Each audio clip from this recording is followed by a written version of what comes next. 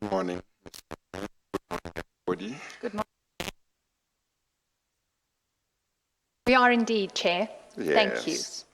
Yes. Chair, this week marks the culmination of the aviation work streams investigation, barring a few loose ends that still need to be wrapped up with certain witnesses. This week is the week where really 2 years of investigative work will come to a conclusion. And Chair, that the files behind me might be some indicator of the extent of those investigations. We have to have the files installed with us this week because the two witnesses who will be appearing this week are first Ms. Yakhe Kwinana, who was a non-executive board member of SAA for some many years, the chair of the SAA Technical Board, and also the chair of the Audit and Risk Committee at a point during her tenure at SAA. Also this week, the Commission will receive the evidence of Ms. Duduzile Mieni, again, who served for a considerable period on the SAA board and for many years as its chairperson.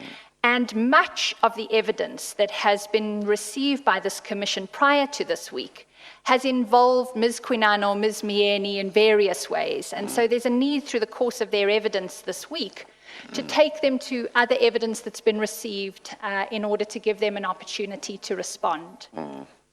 Chair, the Commission has received over the course of the aviation work stream's evidence presentation considerable evidence that points to state capture, corruption and fraud having taken hold in the state-owned enterprises in respect of which Ms. Kwinana and Ms. Mieni served on the boards.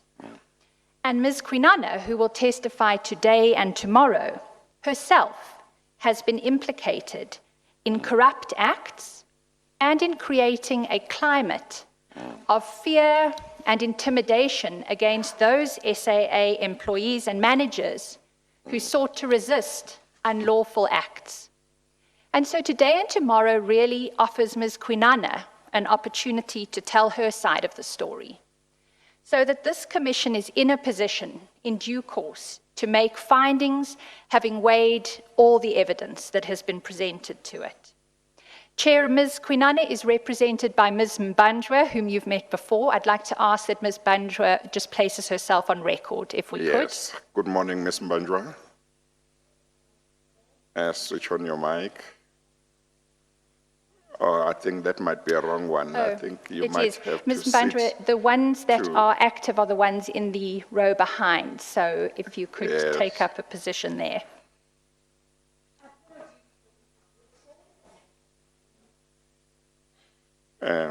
Well, maybe what we'll say, because I do hear you confirm your appearance for Ms. Kwinana, is that right? Maybe I'll just place it on record for you. You don't have to go and do that.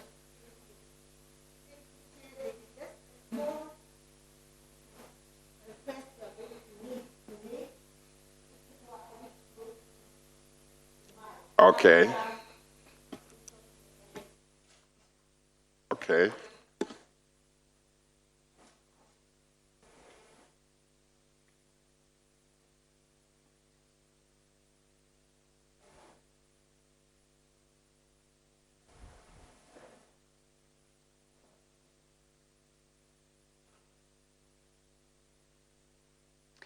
Chair, I was going to request that the witness be sworn in, so if there's something Ms. Mbanjwa would like to address you on, now would be an appropriate time. Yes, sure, yeah.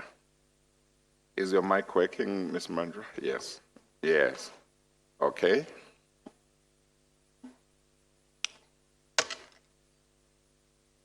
Sorry, Chair. Chair, there has already been a remark by Mrs. Hofmeyer concerning Mrs. Kwinana, who is a witness here today. There is a small address that Mrs. Kwinana wants to make. I'm just asking permission for her to make it. Yes. She starts her evidence. Yes, before she starts, before the questioning. Start. Yes. Before the questioning. No, that's fine. Thank you, Chair. Okay.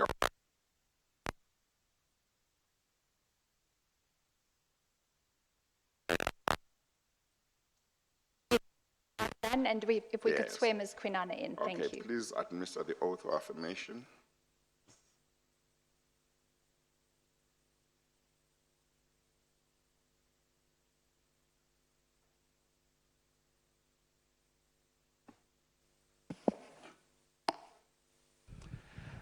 Please state your full names for the record. Yakhe Kwinana. Do you have any objections to taking the prescribed oath? No. Do you consider the oath to be binding on your conscience? Yes. Do you swear that the evidence will give will be the truth, the whole truth, and nothing else but the truth? If so, please raise your right hand and say, "So help me God." So help me God. Thank you. You may be seated, Ms. Kwinana. I understand from your attorney that you would like to say something before the questioning starts. Is that right? Yes, Chair. How much time are you asking for? Maybe less than 10 minutes, Chair. That's fine, okay? Chair, may I just suggest that Ms. Kwinana just brings the microphone a bit closer to her because the recording will require it to be Yes. Thank you. amplified. You may proceed then, Ms. Kwinana. Thank you, Chair. I think you may have to raise your voice or come closer to the mic. Only that one seems to be the right one, only that mic. This one. Yes. Thank you, Chair. Chair, before Ms. Hofmeyer with her questions, I would like to put on record the following. On 2 separate occasions, Ms. Hofmeyer stated that I was in a corrupt relationship whilst I was a director at SAA and a chairperson of SAAT. In that, I received kickbacks and bribes. She also said that I received an amount of 4.3 million. I instructed my attorney to write a letter to the commission requesting Ms. Hofmeyer to name the basis of those allegations. No reply was received to the first letter nor to the second letter, which we also wrote. I was advised by my attorney of record that I would apply for recusal of Ms. Hofmeyer on the grounds that she is biased against me, because basically she said on more than one occasion, she puts it to the witness that I am involved in corrupt activities without even being interviewed, without even being given an opportunity to sit here. I am happy, Chair, today that I am sitting here. I, however, decided that I should come to the commission so that I put the record straight, and in putting the record straight, I would like to state the following facts which were brought to the attention of the investigators of the commission and also contained in open water report, which is with the commission, but for some unknown reason are not being dealt with in the proceedings of the commission. Chair, I would first like to talk generally about the financials of SAA. I had an opportunity of looking at the financials for 18 years, from 2000 up to 2017. I wanted to go further to 2018, 19, 20 March, and I requested those financials, but I understand they are not yet available. But I want to bring it to the attention of the South Africans that since 2000, the year that I started to review the financial statements, there is not a single year from 2000 up to 2017. There is not a single year that SAA incurred operating profits.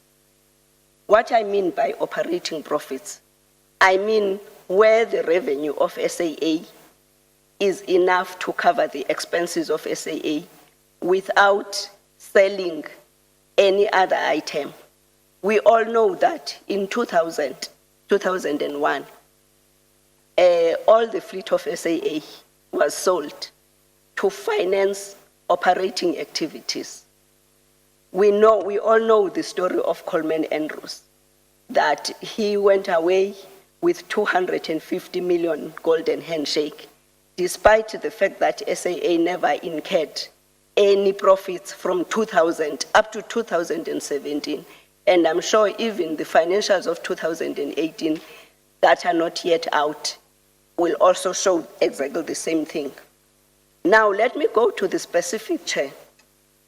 In June 2016, SAAT, under my leadership as a chairperson, instituted investigations into spare parts that were bought and sold immediately, some of them at 0 rands. They would be purchased at a higher rate and sold at the companies that are known to the SAAT employees. We know that it's in the newspapers. And in fact, Chair, because I arrived early here, I had an opportunity of looking at all these files. None of these names that I am going to mention here as are here. They were never investigated. Nothing Well, happened. why didn't you give the names to the commission? I've been asking the public from 2018 to say anyone who is aware of corruption or acts of state capture must please bring that information to the commission. Chair, the reason why I am going to mention them today is because all these names are in the open water reports. And all the open water reports are here with the State Commission. Yes. So now, if the open water report is here, and in fact, the reason why I am here is because of the open water report, I don't understand why. I don't know about you being here because of the open water report, because I believe you are here because there have been a number of witnesses who have mentioned your name in certain contexts in regard to the work of the commission. Okay, all right, thank you, Chair. So what I am saying, Chair, is that the names that are in the open water report, the report that the commission has, you are, Chair, investigating the state capture, the corruption, allegations of fraud and bribery, all those things. And all that information, Chair, is in those reports that you have. I will just mention 4, but the report has got a lot of people, Chair. And the reason why I'm mentioning is because they are in the report that you have. I will start, Chair, with Leon Roberts. Leon Roberts was the chairperson of FSST. Sorry, Ms. CSFT. Kwinana. Yes.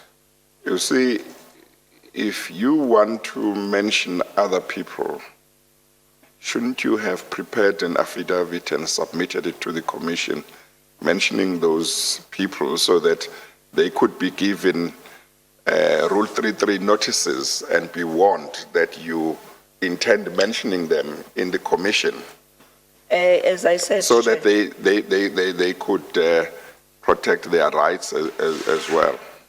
as I said, Chair, I will not mention the name, but I will mention the positions. But as I said, the names, including the positions. Yeah, but sometimes if you don't mention my name, but you say the chairperson of the commission, everybody knows who the chairperson of the commission is. If you say the president of South Africa in 2020, everybody knows who that is. Chair, I don't intend to write an affidavit here. What I would do is to say to Andrew, your investigator, why are you ignoring this report that you already have? That's what I would say, because all these names are in that report. You see, if you want to say, if you want to write to the commission and say, there is evidence that so-and-so and so-and-so was involved or is involved in acts of corruption and state capture, and here is that evidence, or that evidence is to be found in a certain document, you may do so, and the commission would look at that. The one thing which I want to mention to you is that When you have failed to do that over the past 2.5 years that this commission has been working, and you mention it now, when we are at the tail end of the work of the commission, we might not be able to look into that, because we are at a stage now, this commission has been sitting and hearing oral evidence from August 2018. We are at a stage where even some of the investigators have left, because in terms of the work that we have got to do, they have done their part, and we are working on what we have received in the past. So when we receive something new that has not been there, there may be those challenges. It may be that it's something that we regard as so important that we can see what plan we can make to pursue it. But generally speaking, we're in November 2020. The aim was to complete the oral evidence by end of this year, so that January, February, and March next year, which would be the only other months when the commission is allowed to continue, it's for not the hearing of oral evidence. So I'm alerting you to this so that you can understand, if you give us something at this late stage and we are not able to do anything, it might be because of the timing. If you had brought it to our attention much earlier, there might have been time to pursue it. Thank you for that, Chair. Your investigator, Andrew Kitland, was told about these, and in fact, he was told that all that is in the open water. And what he said, no, we are looking for specific people. In fact, that's what he also confirmed in the Zoom interview that was held on 28th of September, that they focused on 2 issues, the GPUs and components, because they were looking for specific people. So which means therefore that your investigation team was told about these people that are in the report, but they didn't do anything about that because they were looking at specific people. Yes, you see, well, I don't know the context in which he may have said that, but what I can tell you is that we can't look at everybody in South Africa against whom there are allegations of corruption. We can't, because we don't have enough time for that. To do that, you would need years and years and years, okay? And if you have been following the work of the commission, you will know that already when the commission applied at the end of last year to the High Court for the extension of its lifespan, it was reported that I had said that we would narrow our focus even more in order to finish within the time that we have. There are many people that maybe transactions that we should have that may have deserved to be investigated. We have not gone into municipalities, we have not gone into all government departments. There is just not enough time and not enough capacity.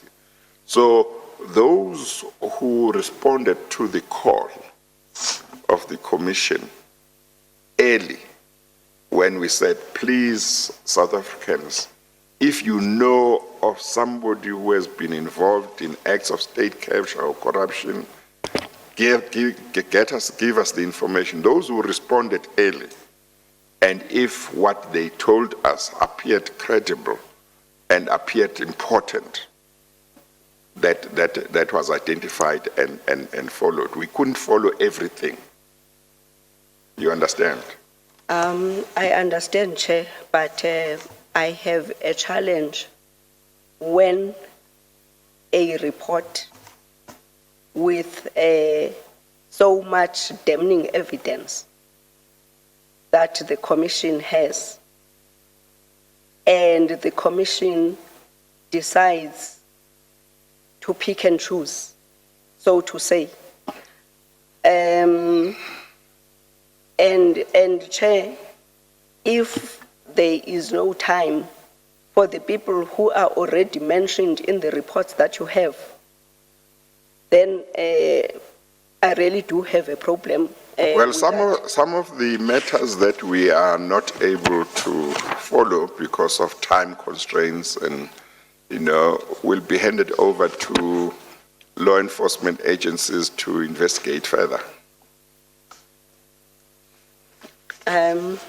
Thank you, Chair. So what I am going to do, because I really feel strongly about this. And in fact, the reason why I feel strongly about this is when I instituted this investigation,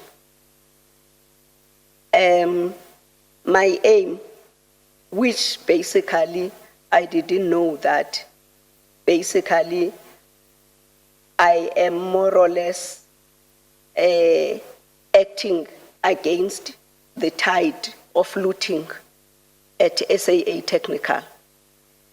And on the other hand, the evidence is there.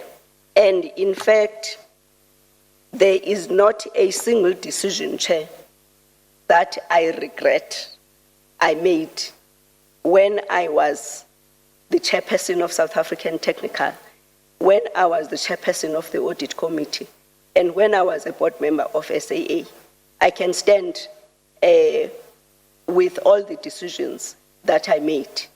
I tried by all means, in respect of this investigation, we even found out that an asset of about 175 million was given away for free. To whom was it given for free? It was given to the entities that are linked to SAA Technical.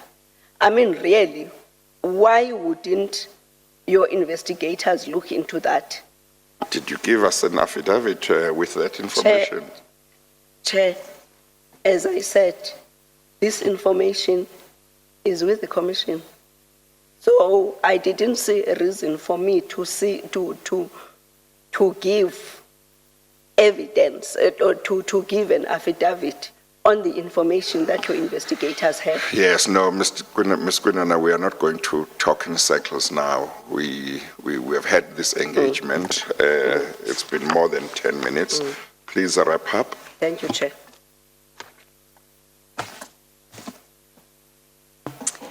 Thank you, Chair. Yes. Chair, there were a few aspects that I just do need to address in response to what Ms. Kwinana has said. If you'll just give me a moment to hand a note to Yes. Right. So, Chair, as I have it, Ms. Kwinana began by stating that on 2 previous occasions, her attorney, Ms. Mbanjwa, had asked for details about the allegedly corrupt relationship she was in, the kickback she received, and the 4.3 million that was referenced in Mr. Nzeku's evidence. And she said clearly that there has been no response to that when that request was made. Chair, that is false. There was a detailed response sent to her attorney on the 28th of October, earlier than that. Let me find the right one. On the 30th of September.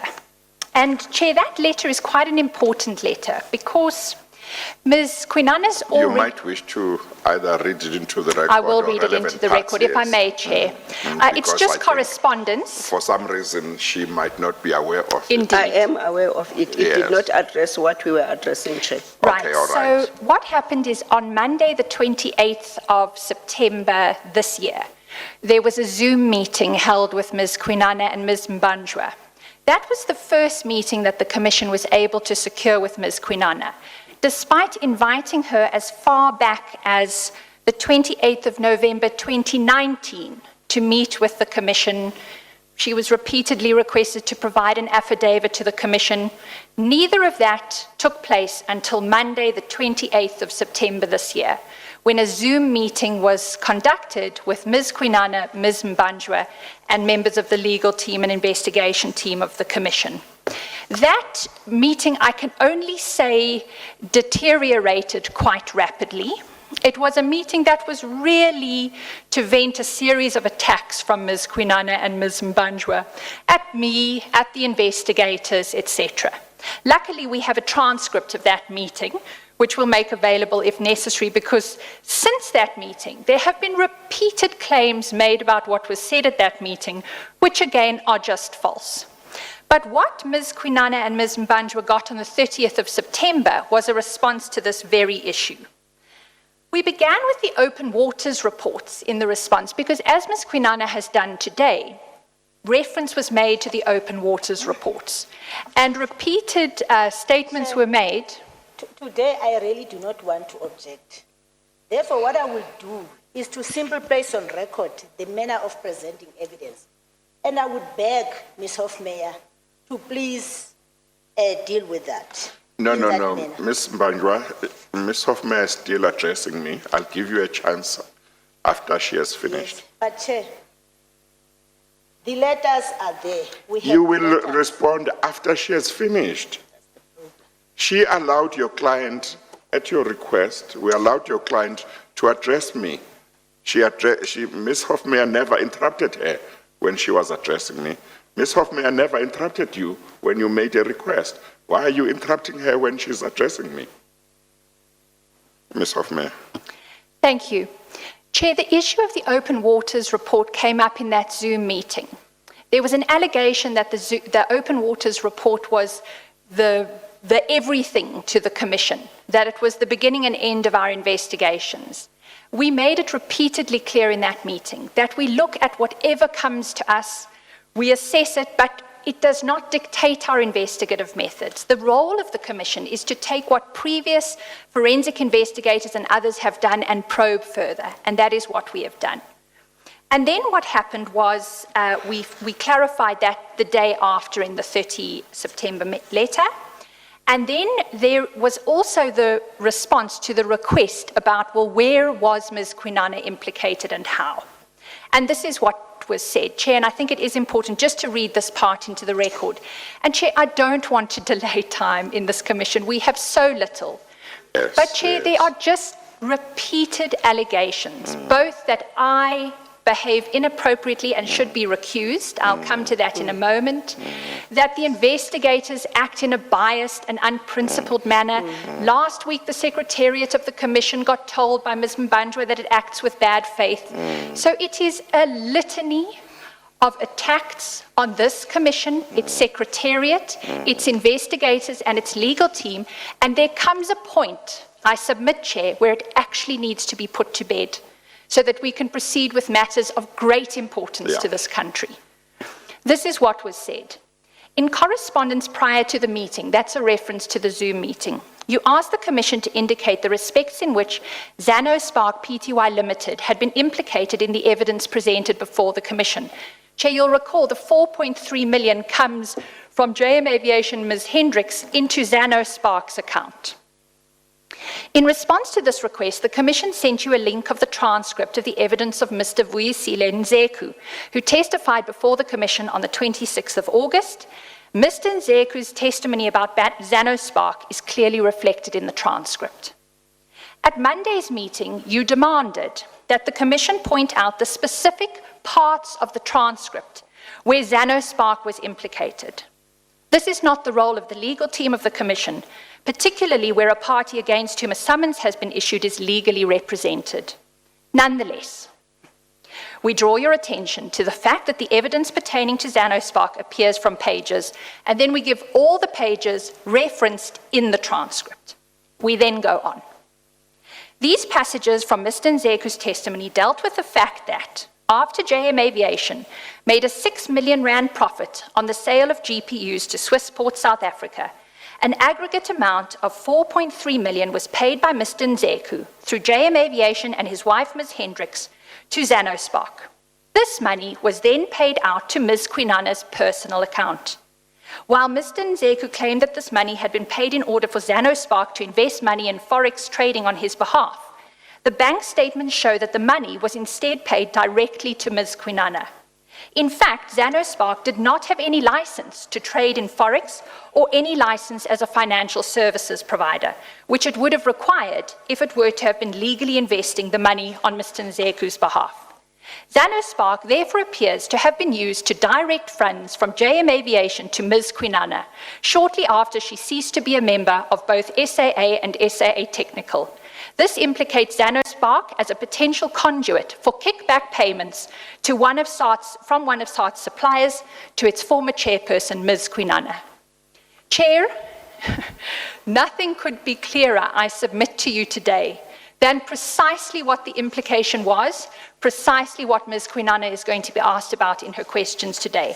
So the suggestion that we are playing cat and mouse in some way by not being upfront with Ms. Kwinana about the allegations against her is again simply false. Chair, Ms. Kwinana then just made reference in passing to the fact that she's been advised that there'll be an application for my recusal today. Well, there is no application before you. And Chair, because of the repeated attacks on me throughout our interactions in the correspondence with Ms. Mbanjwa, what the Secretariat eventually did on the 28th of October, which was last week, was made it very clear that if there was to be a recusal application, it would need to be brought timeously and appropriately. Let me just read that letter into the record. It's the letter of the 28th of October at paragraph 7. It says, finally, your letters contain numerous allegations of bias and improper conduct on the part of the Commission's evidence leader, Ms. Hofmeyr. If you regard her conduct as in any way compromising Ms. Kwinana's rights, you are invited to make any application you deem necessary to the chairperson of the Commission. Please ensure that such application complies with the rules of the Commission and is made on notice of motion supported by an affidavit. The response to that came, I think it was even on the same day, and the response from Ms. Mbanjwa on the same day was, thank you for the legal advice on how to handle Ms. Hofmeyr. Please advise us what we should do about your prejudicial conduct. This is writing to the Secretariat towards Ms. Kwinana, i.e. your withholding of the evidence bundle. There was an issue with an evidence bundle. I take it to be resolved because Ms. Kwinana didn't raise it today. So, Chair, in summary, Ms. Kwinana was invited to engage this Commission as far back as November of 2019. She provided no affidavit nor did not meet with the Commission until the 28th of September this year. Thereafter, she still failed to provide an affidavit despite being requested to do so and invited to do so. And eventually, when no affidavit was forthcoming, Chair, you issued a Regulation 10.6 directive to Ms. Kwinana to ask her to please finally give this Commission her account on various aspects. That affidavit was furnished. I will deal with it today. It is brief. Subsequent to that, there was a request from Ms. Kwinana to provide her with all of the open waters reports. We did so, and we asked her in preparation for today to draw the Commission's particular attention to any parts of those reports to which she wanted to make specific reference today. She was invited to produce her own evidence bundle from the hundreds of documents, pages of documents that she requested and was provided with, and no evidence bundle has to this moment been received by Ms. Kwinana. So, Chair, with that background in place, there's no recusal application in respect of me before you today, and so my submission is that we get on with the work of this Commission. Thank you, Chair. Okay. Ms. Mbanjwa, Ms. Hofmeyr was responding to Ms. Kwinana's address. If you want to say something, not both of you can talk, namely Ms. Kwinana and yourself, only one will respond.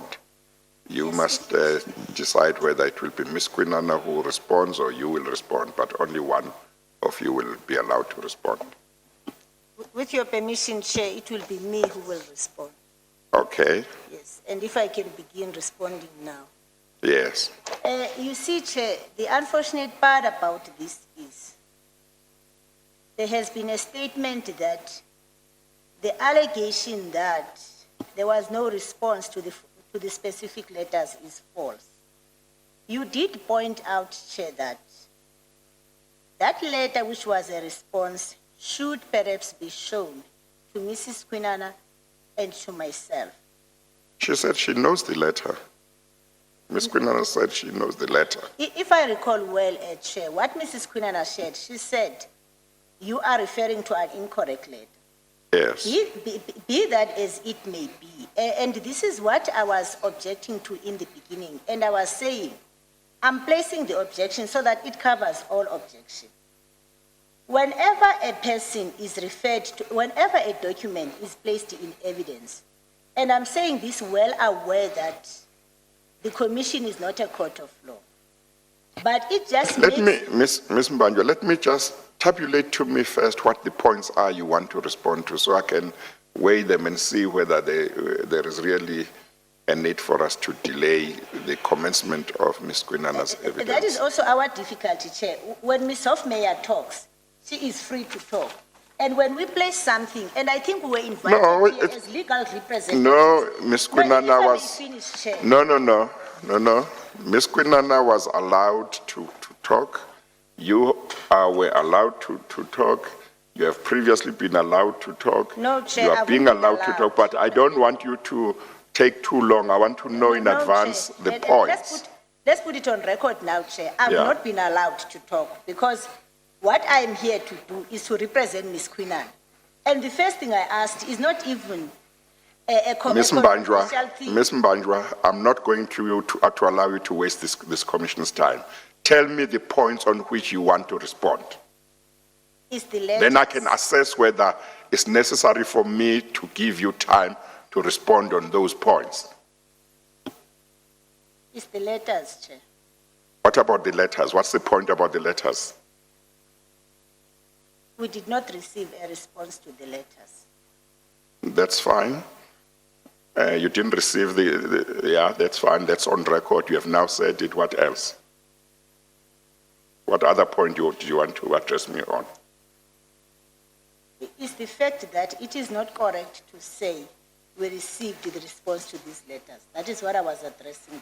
That's fine. If you say you did not receive the letters, as far as I'm concerned at this stage, I'm not even sure what's important about those letters for purposes of today.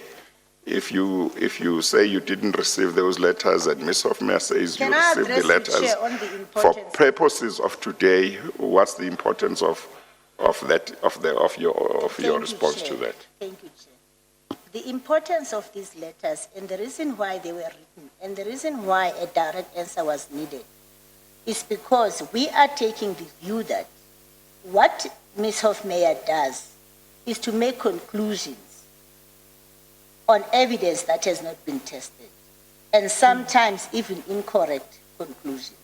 It is for that reason why we even provided the page on the letter to say, this is what you said, please find the source of the argument. But in any event, what we are going to do, Chair, the reason why we needed to put this thing on record is because we are going to ask for your assistance that whenever a conclusion is made, and that conclusion is not based on evidence, but is based on speculation or on the opinion of Ms. Hofmeyer, we be allowed to object to that evidence. No, you see, Ms. Mbanjwa, Ms. Hofmeyer is not the chairperson of the commission. Ms. Hofmeyer is entitled to put certain propositions to a witness and give the witness an opportunity to respond to that. The witness is entitled to say, but your proposition has got no foundation, no factual foundation because of A, B, C, D. The witness gets that opportunity. Later on, when you get an opportunity to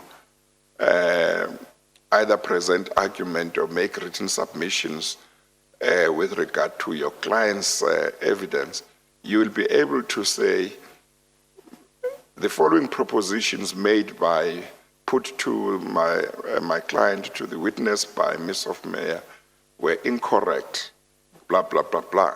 And when you re-examine your client, you are entitled to go to re-examine her on those propositions. So there is really, most of the time, no need to interrupt the proceedings because I will give you a chance to re-examine.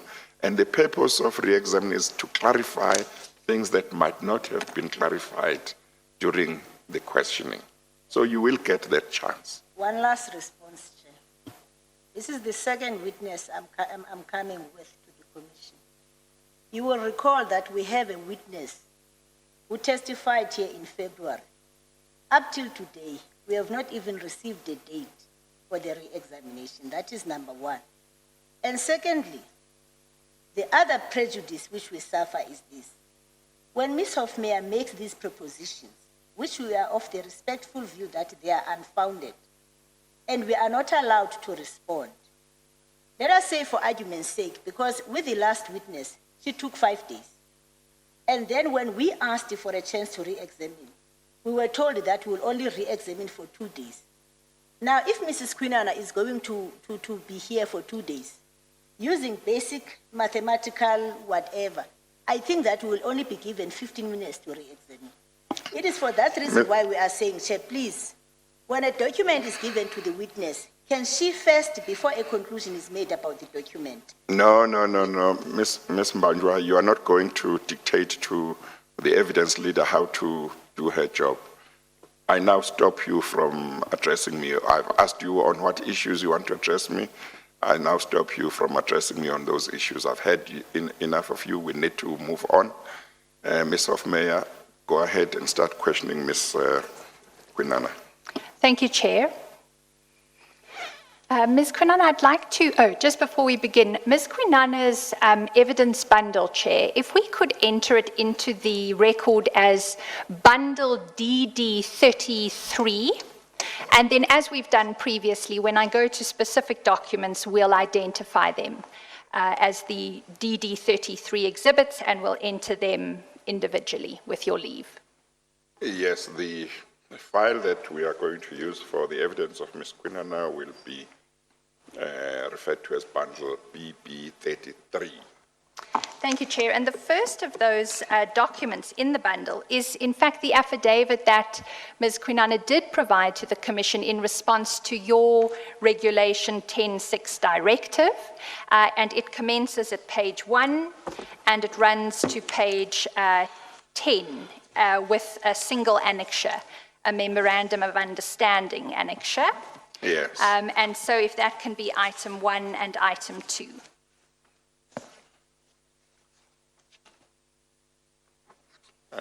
It goes up to, the affidavit goes up to page, I see 10. that this bundle appears to have only red numbers, Yes, it does. or my one at least. And there should Does be... yours also have only red pagination?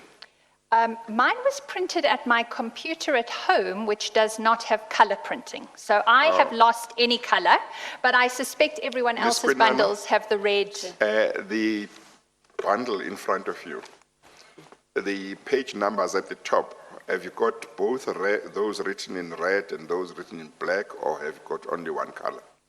Only red, Chair. Only red. Is that the same with you, Ms. Mbanjwa? Same, Chair, thank you. And we understand the numbering. There was a gentleman here who explained the numbering to us before we commenced. Yeah, no, it's just that for quite some time now, the bundles have been coming with two pagination, black and white. Oh. And we have been using black. Oh, right. So No, now- for us it will be red, now- as I have it. Okay, so anyway, that's we'll use the only pagination that there is. Indeed, Chair. Yeah. Indeed. Okay, all right. So it goes to, the Page affidavit 10. goes up to page 10. Correct. Yes, okay. Yeah. Thank you.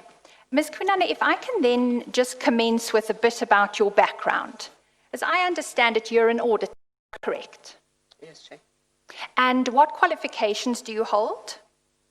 I'm a qualified chartered accountant. Ms. Kwinana, I think just please, if you could move a bit closer. Face this side and don't speak too far from the microphone so that I can hear you properly. I'm a chartered accountant. You are a Chair. chartered accountant, okay? And are you registered with any professional bodies? Yes. And which are they? SAICA and IIA. IIA. Thank you, just for the record. Sorry, I'm sorry, just for the record also, just give the full name of SAICA and IIA. South African Institute of Chartered Accountants and Institute of Internal Auditors. Thank you. and sorry, I didn't just catch your degree is which degree? BCom Accounting, BCom Accounting. And where did you obtain it? UNISA. Tunisia. And No, when? I obtained my BCom at UNITRA and BCom honors at UNISA. And in what year was that? BCom 1985, BCom honors 1990. And you joined the board of SAA in December of 2009, is that correct? Yes, Chair. And do you recall how long the appointment was for? Sorry? Do you recall how long that first appointment was for? The appointments are normally for 3 years, subject to renewal. And then you were reappointed on the 19th of September 2012, is that correct? I don't remember the dates, Chair. The reason being that there have been resignations and appointments and so on. But you did serve a second 3-year term, did you not? Yes, I did. And that would have been from 2012 if your first appointment was 2009, correct? If you'll just say yes into the microphone just so that the transcribers pick it up. Yes, Chair. And then in October of 2014, so that's just short of the end of your second 3-year term, you were retained on the board of SAA when a number of members of the board of SAA were not retained. Do you recall that? Yes, Chair. Yes. The 6 members who were not retained were 6 members who had, for many months, been trying to engage the minister about their concerns regarding Ms. Mieni's leadership of the board. Do you have knowledge of those events? No, Chair. You don't? No. Did you attend a meeting with Ms. Lynn Brown shortly after she was appointed as the Minister of Public Enterprises to replace former Minister Gigaba in the middle of 2014 about these issues that the 6 board members were raising concerning Ms. Mieni's conduct? No, Chair. And you have no recollection of Ms. Mieni responding to the board members who were criticizing her management and leadership style in the early part of 2014? In the meeting with the minister? No. You confirmed for me you weren't at the meeting, so then I'd like to move to the fact that there was a letter of complaint written to the minister and Ms. Mieni in January of 2014, and then there was a response to that by Ms. Mieni sent to all the board members, which I assume would have included you. Were you not aware of that issue and her response? If you can show me, Chair, I would be able to say yes or no, I was in that meeting, or I did receive it. Okay, but as you sit here now, you don't have any independent recollection that 6 members of the board of SAA in early 2014 were very concerned about the leadership of Ms. Mieni as the chairperson of the board? I know that there has been some complaints, but I wouldn't say when was that. Thank you. And when did you, when were you appointed to the board of SAA Technical?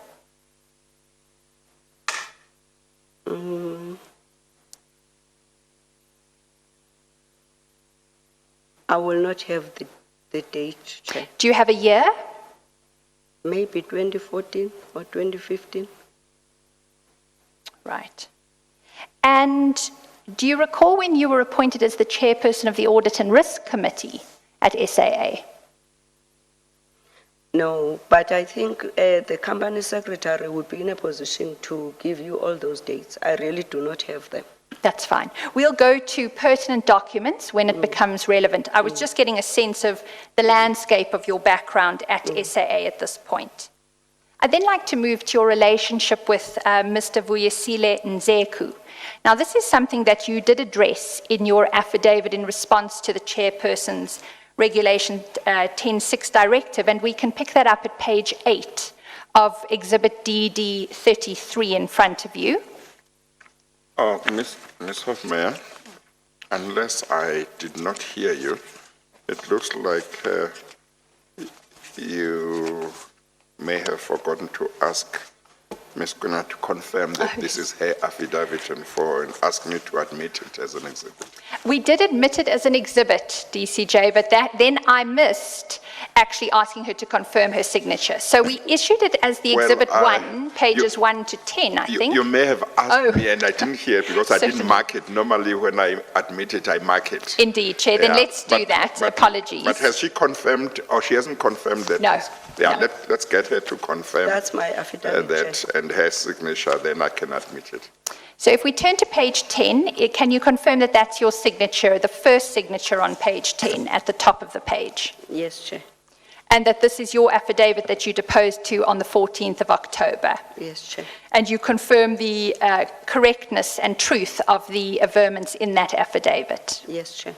And then, Chair, if we could enter it as Exhibit 1 in Bundle DD 33. Thank you, Chair. Apologies for missing that. I'm not sure whether, maybe we should not just Exhibit 1, even if it is in this bundle. Yes. Or I think what one would try to do is so that, if possible, every exhibit has a different number, no matter which bundle it falls Yes. under. Yes. So maybe we might say Exhibit BB 33.1. Yes, certainly. And Yes. Chair, actually, if you go to the index, that is precisely how it has been arranged on the index. Yes, okay. So the document management people were very helpful in that regard. So it'll Yes. always be DD 31 point something, and this will be DD 31.1. So the index will cover Yeah, so will this be 33, eh? 33. 33. Indeed, Yeah, point 1. okay. Thank you, Chair. 33.1. I might have said The 31 by mistake. affidavit of Ms. Yakhe Kwinana, starting at page 1, is admitted as Exhibit BB 33.1. Thank you, Chair. Yeah. And we'll follow that approach Yes, for the yes. remainder. Okay. And then we were going to go to page 8 of that bundle and exhibit, DD 33.1, Ms. Kwinana, because there you were asked by the chairperson of the commission to explain your relationship and interactions with Mr. Nzeku before, during, and after your period on the board. Can you tell us what the nature of your relationship was at various stages? We have a professional relationship. Not a personal one? No. No. And a professional relationship arising out of SAA and SAA Technical, is that right? Let me phrase it differently. As I said in my affidavit, I didn't know Mr. Nzeku before I joined SAA. And I got to know him during the road shows when we were doing the BE road shows at SAA. And my relationship, professional relationship, continued after I left SAA. So it started with Mr. Nzeku at SAA Yes. pursuant to the road shows? Yes. And those road shows occurred in 2015, correct? Yes. And it persisted while you were at SAA Technical and SAA, and then it continued afterwards. Is that Yes. correct? Yes. And prior to those road shows, you had no other relationship with him? No. And it only remained a professional relationship, correct? Even while you were at SAA and SAA Technical? Yes.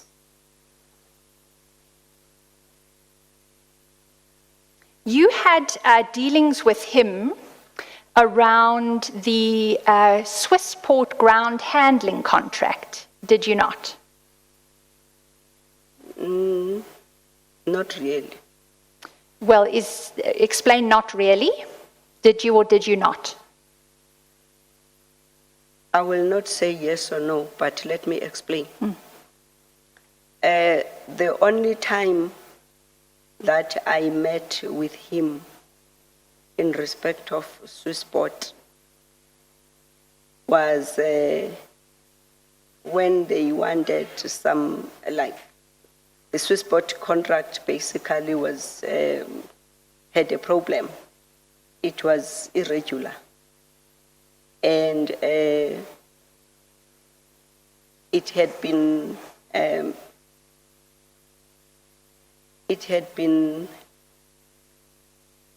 extended for multiple periods of time. And the extension resulted in that contract being more expensive for SAA.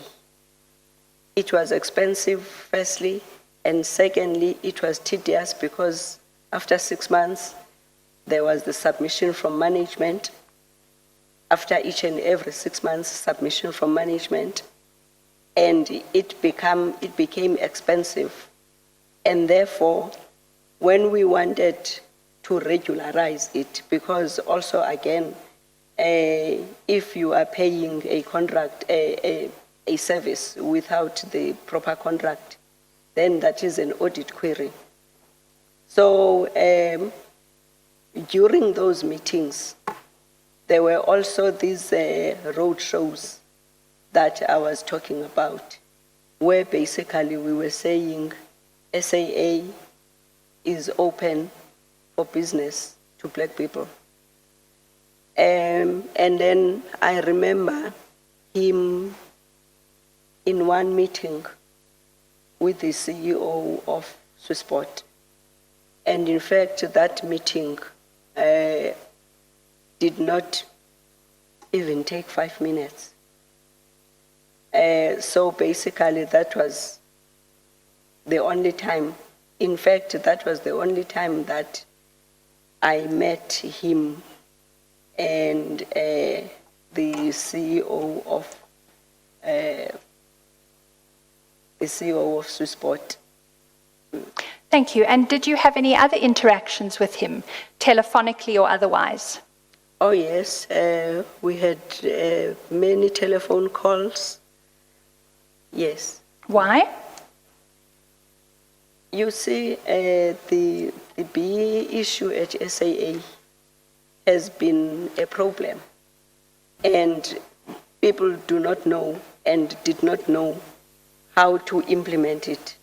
We also did not know exactly how to implement it. Hence, at some stage, we sought guidance from National Treasury to say, how do we implement this BEE? So, also in the road shows that we were doing, we were getting a lot of questions as to how do we intend doing this, because basically no one knew exactly what is it that needed to be done, and therefore many people wanted guidance, including him. And at that meeting that you refer to where the CEO of Swissport was present and Mr. Nzeku was present, who was the Swissport representative that you were dealing with mainly? No, I was not dealing with the Swissport person. We were in that meeting trying to tell them that we are going to go out to tender because the contract is irregular, and therefore we need to make sure that, because Swissport is also an important service provider of SAA, and therefore there is no way that we would just not have a formal meeting to tell them. But I don't remember why did the meeting take such a short period of time. And I have been trying to find out why did it happen like that. I really can't remember why did it happen like that. And as a result, if the CEO of Swissport can come here, I wouldn't even be able to identify him. So why were you then dealing with Mr. Nzeku? I thought that he had been present at that meeting because he was a Swissport representative. Yes. Is that correct? He was a Swissport representative. However, when we talked on the phone, we would talk about not necessarily Swissport. We would talk about BEE in general. Yes. So, and I understand Mr. Nzeku is responsible for many companies, and therefore he would not say, I'm phoning on behalf of Swissport, but he would say, tell me, how does this BEE work? What is it that we should do for this BEE to work? Give us the direction. So basically that's more or less what we would call it. And did you give him direction? As to the extent that I knew, remember that this BEE 30% set aside, we did not know exactly how to implement it, much as it was our desire to do it, but we did not know. So basically I would say, let me go and consult and find out how do we do this thing, because no one knew exactly how to implement the 30% set aside. Hence, there was the whole lot of media hype from Bidvest, who was complaining, and they reported us to National Treasury, and they reported us to DTI that we are implementing this 30% set aside. And in fact, this 30% set aside, you know, much as we did not implement it, that is one of the things that I feel sad about them, because I strongly feel that 30% set aside for the black people who represent 70% of South Africa is still not enough. However, that pronouncement was made at the State of the Nation at the time, but we did not know how to implement it, and no one knew how to implement it. But because of the will to want to empower black people, we had to make sure that we do start, and unfortunately, it did not happen until I left. And therefore, the 30% set aside was not implemented during my time, unfortunately. Sorry, Ms. Mbanjwa, please switch off your mic. Yes, thank you. Thank you, Chair. Okay. Ms. Mbanjwa, my question was... Ms. Kwinana. Apologies, Ms. Mbanjwa just turned off her microphone. Ms. Kwinana, my question was about your conversations with Mr. Nzeku, and you said he was seeking BEE guidance, and then you said to him you didn't know all that much because it was difficult to know how you were going to implement the 30% set aside, and so you said to him you'd go and consult with others and come back to him. Do I have your evidence correct? Yes. And then did you go back to him?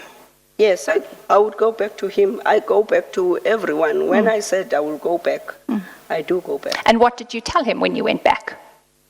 I would tell him the information that I have. One person would know some bit here, and then the other person would know some bit.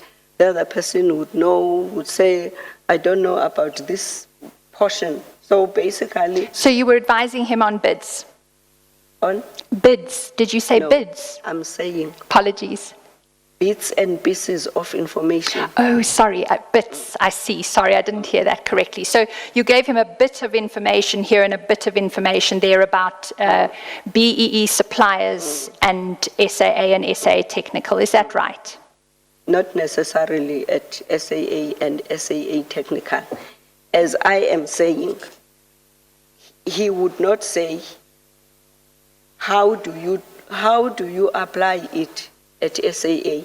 He would say, tell me about this BEE. Not necessarily, he would not specifically say at SAA. But I thought you had only a professional relationship with him, Yes, we had a professional relationship. arising Remember from that- SAA and remember SAA that- Technical. Remember that I was not only a board member of SAA, and he was not only servicing SAA. So basically, and therefore, I would assume that when he wants the information on BEE, and when I give him the information on BEE, I would not give him the information that I got at SAA. I would get the information from DTI, I would get the information from National Treasury, I would get the information from our other clients. How do you implement BEE? And therefore, I would say, as far as I know, this is what is happening where, this is what is happening where, this is where we are at SAA. So basically, I don't want you to limit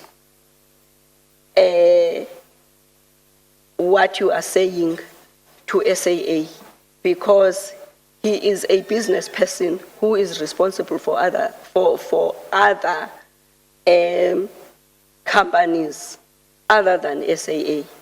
And I'm also a business person responsible for other companies other than SAA. So basically, when you say the BEE at SAA, that does not correctly reflect our conversation. So your professional relationship extended, Chair, I see we are at the tea adjournment time. Should we take the break now? Yes, we can take it right now unless you particularly wanted to ask that. No, question no, before. there's going to be a Yes. bit more to explore, so we can take the break. Let's take the tea break. I'm going to take a longer tea break than normal to attend to something. We will try and make up for our late start this morning and this extended tea break in the afternoon. I'm available to sit beyond 4 and beyond 5. I can sit up to 6 if we need to. Let me check now. Ms. Mbanjwa, would that be fine with you? Okay, Ms. Kwinana, would that be fine with you? Yes, Chair. Thank you. Okay, thank you very much. We'll take the tea adjournment now and we'll resume at quarter to 12. Thank you, We Chair. adjourn.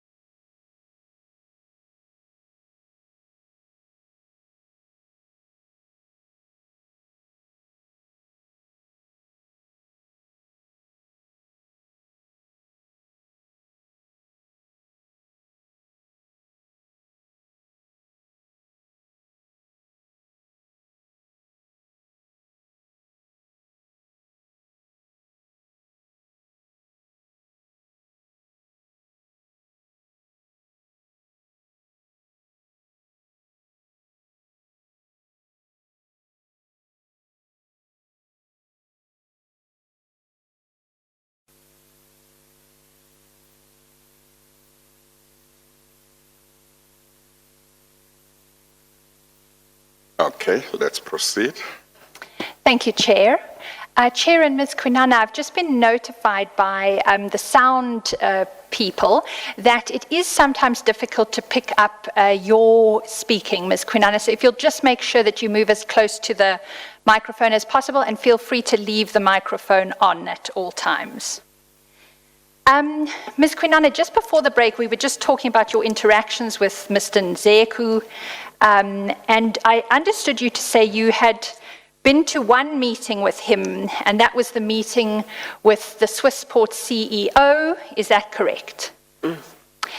If you'll just say yes for the record. Yes, Chair. Thank you. And was that the meeting on the 10th of February 2016? Yes, Chair. Thank you. And there were no other meetings with Mr. Nzeku?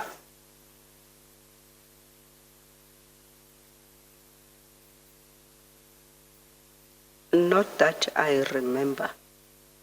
But could there have been? Yeah. Right. And at that... Well, let's check whether that is better for the sound people. Oh, it seems to be better. I think I see a thumbs up. Is that correct? Yeah. Good. Yes, okay. I think, Ms. Kwinana, your voice seems to be naturally soft or low, so do try to raise it. Okay, all right. Thank you. And at that meeting on the 10th of February 2016, I understand you to say Mr. Nzeku was there and Mr. Cole, the CEO of Swissport, was there. Were there any other representatives from any other entities there? I think there were also people from Bidvest. Right. And then there was also the CFO of SAA, Wolf Meyer. Right. And Mr. Dulaxolo Peter, was he there? No, I wouldn't confirm. Do you know Mr. Dulaxolo Peter? Yes, Chair. And how do you know him? From the road shows. From the road shows as well. What company did he represent? He was going with Swissport people. How? I don't know. You don't know. Do you know what company he was representing? No, my understanding was that he was part of Swissport. Part of Swissport. So somewhere in the Swissport structure, is that Yes. correct? Not somebody outside of Swissport. Yes. And then just your conversations with Mr. Nzeku, you said we were sort of probing quite what they involved, and you said you would speak to him quite regularly on the phone. Is that correct? Yes. And it wasn't confined to his role at Swissport. Is that correct? No. You mentioned other companies in which he was involved, correct? I know that he is involved in other companies. So I said, when we spoke, he wouldn't say, now I speak on behalf of Swissport. No, certainly. Yes. But he had other companies like JM Aviation, is that correct? Yes. And any other companies that he would ever mention? I don't know of any other companies. Okay, so if he was speaking at all about his business dealings, it was likely to be Swissport or JM Aviation, correct? I said, Chair, he wouldn't say, I'm now speaking for Swissport and I'm now speaking for JM. But you knew him only as affiliated with those two companies, correct? Yes. Thank you. And would he have had any reason to phone you and speak to you in the context of any other company other than SAA or SAAT? In terms of his interaction with you, could he approach you to talk about some other company of which you were not a board member? Yes, Chair. Sometimes he would phone and ask some financial advice that he is buying something or maybe he's buying a business somewhere and so on and so on. So basically, that would not be Swissport or So he would call you sometimes in regard to either his either personal matters or other business dealings in which he was involved that had nothing to do with SAA or SAAT. yes. Okay, all right. Would that have been in your capacity as a chartered accountant, auditor, or what was your understanding of why he would be talking to you about such matters? I would say in my capacity as a chartered accountant, because like for instance, he would say, I'm in the process of buying this business. I want you to advise me on, basically that would be financial matters, because he knew that I'm a chartered accountant. Yes. Were there only a few of such requests, or which had nothing to do with SAA? There would be a few. There would be a few. Or was it on the basis that you would charge him fees, or was it on the basis of just doing him a favor? I wouldn't charge him fees, because maybe he would speak briefly, like say maybe 1 minute or 2 minutes, and therefore I really would not charge fees. I did not charge him anything. Okay, all right. Ms. Hofmeyer. Thank you, Chair. And as I understand it, you indicated earlier that you don't have a very good recollection of that 10 February 2016 meeting. Is that right? Yes. But you did say it was over in about 5 minutes. Is that correct? I think it was a very short meeting. Right. Mr. Cole, the CEO of Swissport, has provided an affidavit to the Commission that was dealt with in the previous evidence of Ms. Mamela. I'd like to take you to what he says about that meeting. And for that purpose, I'm going to ask you to be assisted, and Swelihle, the Chair's registrar, if he wouldn't mind assisting the Chair. We're going to need Exhibit DD25A. Thank you. May I ask, Chair, why is that not included in my bundle? Because, Ms. Kwinana, you were referred to the fact that you would be, in addition to your bundle, referred to the evidence of other witnesses. Your lawyer was given a list of all of those witnesses. She was told the exact days on which they testified, and she was told where their bundles could be obtained. So you were given forewarning that I would take you to other bundles.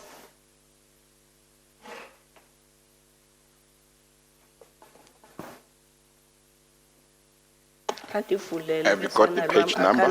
Yes, we'll turn out to page 300, Chair. Okay. 300.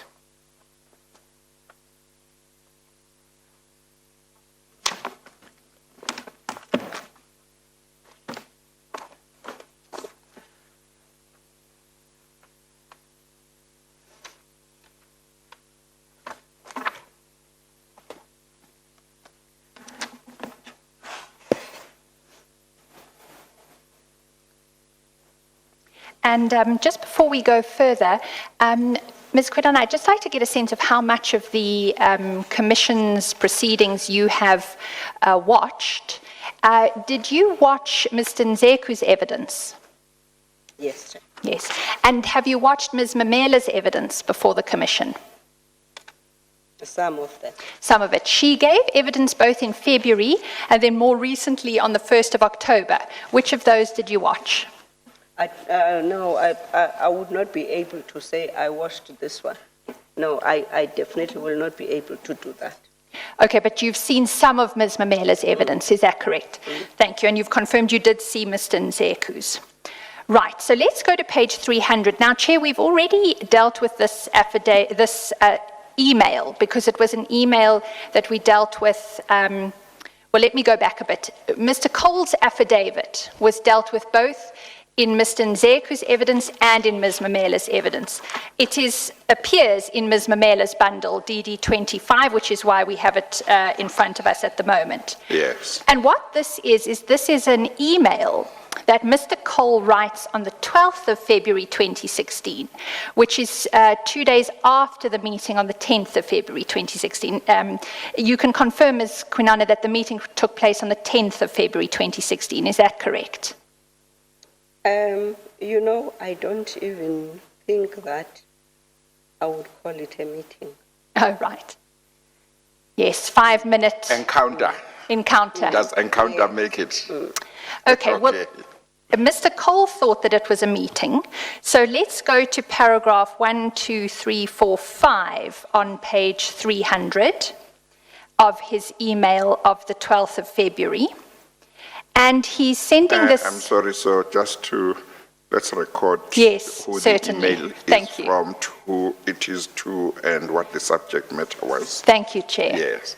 So this is an email from Mr. Peter Cole, dated the 12th of February 2016, sent at 6:58 in the morning, and it's sent to Andres Alves, Yuan Yursa, or Yose, probably, Ibrahim at waterfall.co.za, Yahya, Y-A-H-Y-A, at waterfall.co.za, what appears to be Eric Bourne, Vuyon Zeku, and also Werner at waterfall.co.za. And the subject is SAA, critical situation, and it is recorded as having high importance. And it is addressed to dear board members of Swissport South Africa. And then in that 5th paragraph, he indicates, I said he thought it was a meeting. Well, that's based on what he says in paragraph 5, and I'd like to read that into the record. He records there, Yakhe Kwinana chaired the meeting and declared that the purpose of the meeting is to finalize all contractual matters and that no one will leave the room before an agreement has been reached and signed. What sounded like a promising start quickly turned into calamity when both the head of procurement and Yakhe insisted that prior to the parties finalizing and signing contracts, Swissport would be required to sign supplementary agreements emailed by SAA to Swissport in December 2015. Yakhe informed the meeting attendees that if Swissport does not sign these agreements, any deal is off the table, and SAA would make a decision on whether it gives notice to Swissport and retenders the business. Yakhe further informed that Swissport is to ignore the 2012 tender award and that the new award of December 15 shall apply, which contains additional requirements and 2 additional agreements. And then he goes on to articulate SAA's demand essentially boiled down to this, : Chair, I will just read the following 2 paragraphs also for Ms. Kwinana's benefit. That's fine. He says SAA's demand essentially boiled down to this. Swissport is to sign agreements. Where are you reading from now? Page 300. Page 300. Yeah. I'm continuing after the 5th paragraph. I'm now at the 7th paragraph. Swissport is to sign. Do you have it, Ms. Kwinana? 7th is on the other side, on 301. Did you see the one she was reading that starts with Yakhe Kwinana chaired the meeting? Can you see that one at page 300? Yakhe Kwinana's demand. Then she was reading the paragraph. No, she was reading the paragraph that starts with Yakhe Kwinana chaired the meeting and declared. Can you see that paragraph? Yes. Yeah, she finished reading that. She now wants to read the next one, and she'll tell you which one. Okay. Thank you. So then it goes on after that first paragraph identifying you as having chaired the meeting. And then it says SAA's demand essentially boiled down to this. And then it says the following. Swissport is to sign agreements which foresee 30% of the SAA revenues due to Swissport to be withheld by SAA. SAA would subsequently divert these 30% to a BEE company of their choice, which essentially equates to 30% of Swissport SAA's revenues being diverted to charity. Swissport would further commit to train staff of such company on how to run the SAA ground handling operation so that the BEE company can eventually take over the job. In other words, of annual SAA revenues of 300 million, Swissport would need to part with 90 million in favor of a BEE company of SAA's choice. Apart from being illegal and entirely outside the provisions of the South African BBEE Act, SAA's demands would bankrupt Swissport's ground handling business because the demand equates to more than twice the EBIT. Could you just help us? What does EBIT stand for? Earning before interest and taxes. Thank you. I'm sorry, please look this side and repeat. Earning before interest and taxes. So just to go back, the demand equates to more than twice the EBIT Swissport generates with the entire ground handling activities in South Africa. In brackets, not only SAA, but all customers and business combined.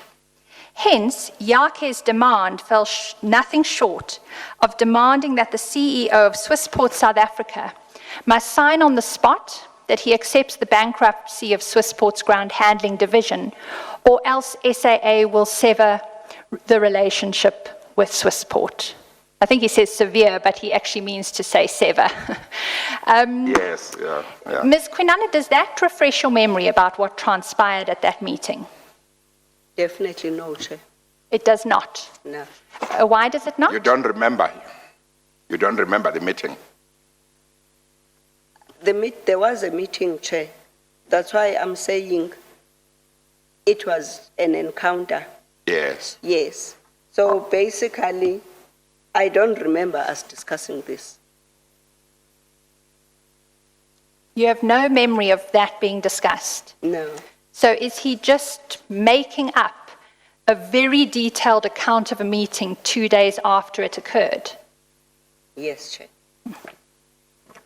Well, Ms. Kwinana, are you sure that's what you want to say? Are you sure that you want to say he's making it up? Or do you want to say he might not be making it up, but you might genuinely not be remembering? Because he decides to address this email to board members of Swissport South Africa, and when you read even just what Ms. Hoffman was reading, you can see it's something quite serious that he takes very seriously. Do you want to say he's fabricating all of that? He is fabricating it, Chair. There is no way that we would say, basically, how I understand him to say is that we are imposing 30% set aside on his company. That means we are now getting into the boardroom of his company, which basically we can't do that. So he's fabricated this, correct? Yes. Right. There was another attendee at that meeting, also from Swissport, who did notes of the meeting that bear a startling resemblance to Mr. Cole's account 2 days later. I'd like to take you to his notes of the meeting. You'll find that at page... Sorry, where are the minutes of the meeting? Because I will not agree to the notes that are taken outside the meeting. Can you show me where are the minutes of this meeting? No, Ms. Kwinana, I'm just going to put to you the notes taken by another Yes, Chair, Swissport but representative. I need the minutes. There were Ms. no Kwinana, minutes taken of Ms. that That's meeting. why I'm saying, Chair. Ms. Kwinana, answer the questions that will be put to you. If you want to say, I don't accept that this email or this note is a correct reflection of what was said because it is not the minutes of the meeting, you make that point. Okay. So let Ms. Hofmeyer take you to the document that she wants to take you to. She will then put the question to you. You respond to the question. If you want to say, since that is not a minute of that meeting, I'm not accepting what is said there, you may make that point. Thank you, Chair. Okay. Ms. Hofmeyer. Thank you, Chair. Let's go to page 309 of the same bundle. That's DD 25 for the record.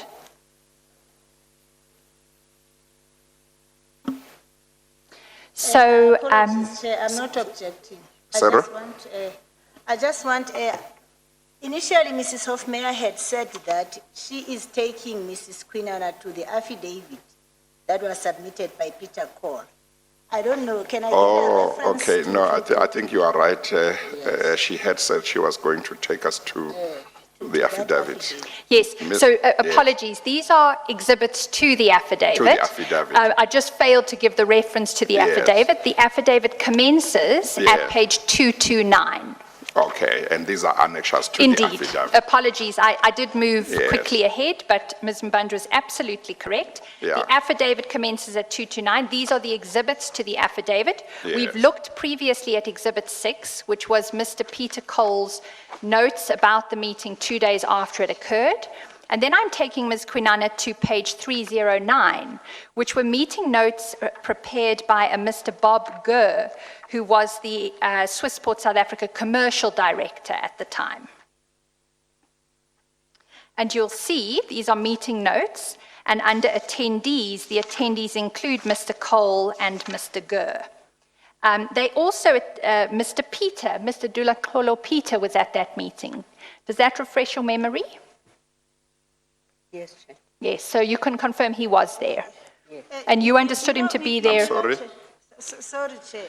I know that there's a pressure here about time, but there's also a problem. Like, for instance, Ms. Hofmeyer has said this is the affidavit, and this is an annexure to the affidavit. So, personally, I cannot relate this to the affidavit. I have to page and see if this Exhibit 6 is mentioned there. Is it possible for you to guide us through your documents more slowly? No. Miss Then why Miss don't we Mbandra. start with the affidavit so that it can also make sense for us? Miss Kwinana, please, will both of you just wait for your turn? Okay. Miss Mbandra. Ms. Hofmeyer says this is one of the annexures to Mr. Cole's affidavit, Mr. Cole's affidavit, and she has indicated on what page Mr. Cole's affidavit starts. Now, she has no interest in going to the affidavit where the annexure is mentioned. You are supposed to have read the affidavit in advance if it's one of the documents that you were warned would be used, and then you would know what the context is. We can't now go there Yes, if Ms. Hofmeyer... If I can answer, Chair.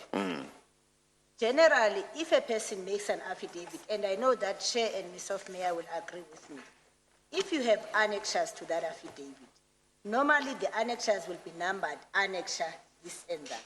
So the difficulty I have is that, say for the ipse dixit of Ms. Hofmeyer to say that this is an annexure to this affidavit, there is nothing extra here, the alleged annexure, that links that annexure to the affidavit. So that is all I was asking to say. How do I Yes. see? But that have you this is the checked same whether document? it is not referred to? That is the first thing. And then the second thing which I want to answer, Chair, concerning this statement that I should have read this. If you look at the letters which we had a problem with, one of the things that we asked in the letters, we said, we want the evidence bundle that is going to be given to Mrs. Kwinana. And we were given documents, and these documents were not part of that. But she said you were given the link to show that told you where to find other evidence that will be used. Which means, get then, Chair, it's like, for instance, this affidavit of Peter Cole, which is here. Because the way I understand it, if there is a document in terms of the rules of the commission, if there is a document that implicates a party, then a party is supposed to answer to that document. I know that there's a problem of time. It's like, for instance, when Mrs. Kwinana wanted to mention those names, she was told that she can't, yet she wasn't given a 3-2 for Mr. Nziku. So it is not Well, that- if you are warned that the following documents will be or may be used during Ms. Kwinana's questioning, you are supposed to go through all of them because you have now been warned, so that, well, go through them, and Ms. Kwinana should also go through I them, so that you are ready to, she is ready to be asked any questions in regard to that. If I can be directed to where Chair, I was warned that there would be this affidavit of Peter Cole, I would appreciate. Certainly, Chair, just so that there's no suggestion of prejudice. On the 28th of October, a letter went to Ms. Mbanjwa from the Secretariat of the Commission making various proposals about how to deal with her evidence. Paragraph 5, the following is said: in addition to the documents in Ms. Kwinana's bundle, she will be referred to the evidence of the following witnesses who have testified before the Commission on aviation-related matters. Below, we have set out the relevant witness and the date on which they testified for your convenience. That is followed by a table listing all of the witnesses, including Ms. Mamela. The letter then goes on. The transcripts of their evidence and witness bundles are uploaded on the Commission's website. If you have any difficulties in accessing these documents on the website, please let us know. Let me also read into the record what the response from Ms. Mbanjwa was to that paragraph of the letter on the same day. We see the irrelevant list of witnesses furnished to us and note it for record purposes. I must confess I always find it terribly irritating when things are done merely for show and without a true desire to assist. Please read paragraph 3.3, Rules Governing Proceedings of the Judicial Commission of Inquiry into Allegations of State Capture, Corruption and Fraud in the Public Sector, including organs of state. You will see what ought to have been given to a witness and compare it to what has been given to us. Can I respond, Chair? Yeah? Yes, I wrote that letter. And the reason why I wrote that letter is because for 3 weeks we had been asking for this evidence bundle. And everybody knows that I am in private practice. We wanted the evidence bundle early. We were given the evidence bundle deliberately, I say it, Chair, at the very last minute. I think we received it on Thursday. And the other thing, I want Ms. Hofmeyer, because that is what I wanted her to do. I wanted her to refer there to something that said that Peter Cole's affidavit will be included, because this affidavit of Peter Cole was not even given to us. It was even requested by Ms. Mamela. So if she can, on that list, refer me to something that says the evidence of Peter Cole will be there. But I thought she said that letter is also in Ms. Mamela's, It's in her bundle. No, in the bundle. Chair, that's why we want these corrections. Yes. The affidavit of Peter Cole was not part of Ms. Mamela's bundle. It was. To a point where we can maybe stand down and see, because if I recall well, Mrs. Mamela, 2 affidavits that she wanted to be given to her was the affidavit of Peter Cole and the affidavit of this other person who spoke of GPUs. You will remember, Chair, I even said that there has been suppression of evidence because that is the affidavit that explains clearly how the price determination of GPUs was made, and Ms. Mamela's name was not mentioned. So she did not testify. This question about this thing was never put to Mrs. Mamela. Let me hear Ms. Hofmeyer about whether Mr. Cole's affidavit was one of the affidavits referred to. Yes, it was. Chair, it is in Ms. Mamela's bundle. The bundle that we all have before us at the moment is Exhibit DD 25A, which is the first of 3 of Ms. Mamela's bundles. Yes. And Ms. Mbanjwa was told last week that amongst the evidence and bundles that would be referred to in Ms. Kwinana's evidence was that of Ms. Mamela. Yes. Do you have bundle DD 25A, Chair, Ms. I'm Mbanjwa? going to say this thing for the last time. No, just answer my question. Do you Do I have that have bundle? what? What page is Mr. Cole's affidavit, Ms. Hofmeyer? It starts at page 229. 229, correct, Chair. Have you got Mr. Cole's Yes. affidavit starting at page 229? Yes. You have got that.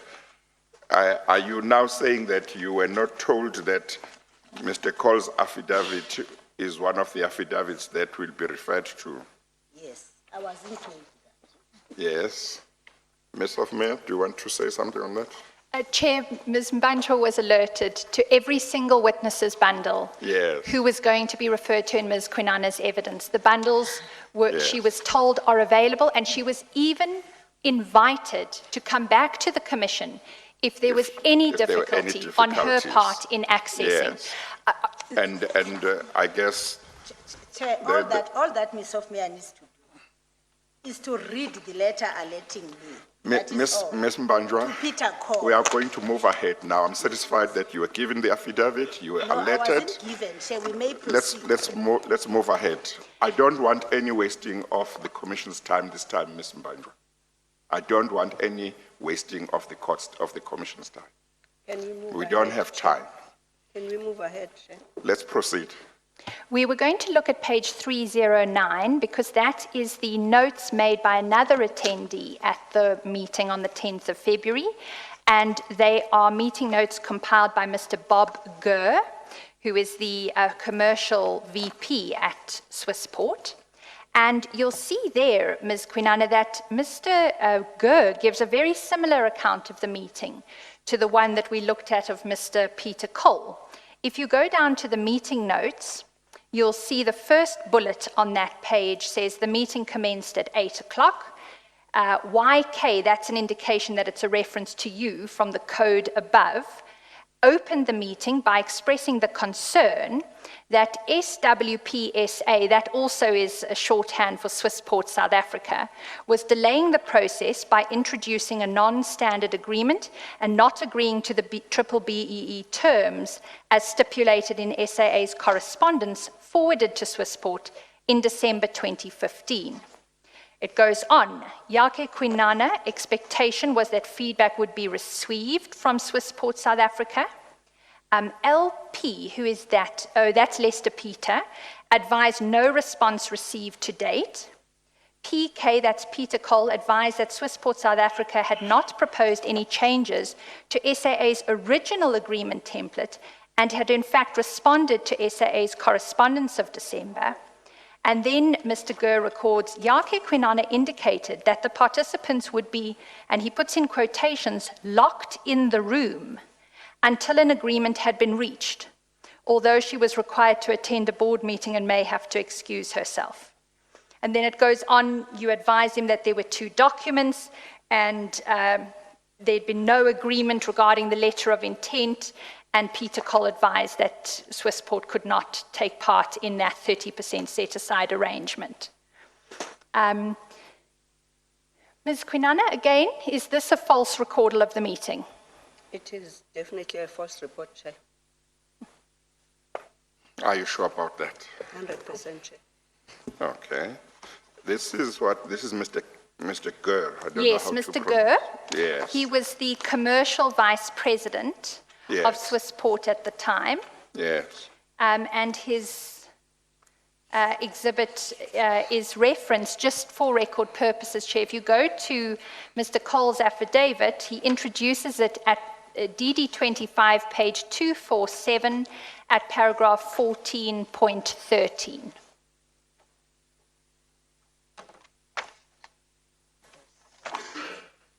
So, is my understanding correct that these are 2 different people who have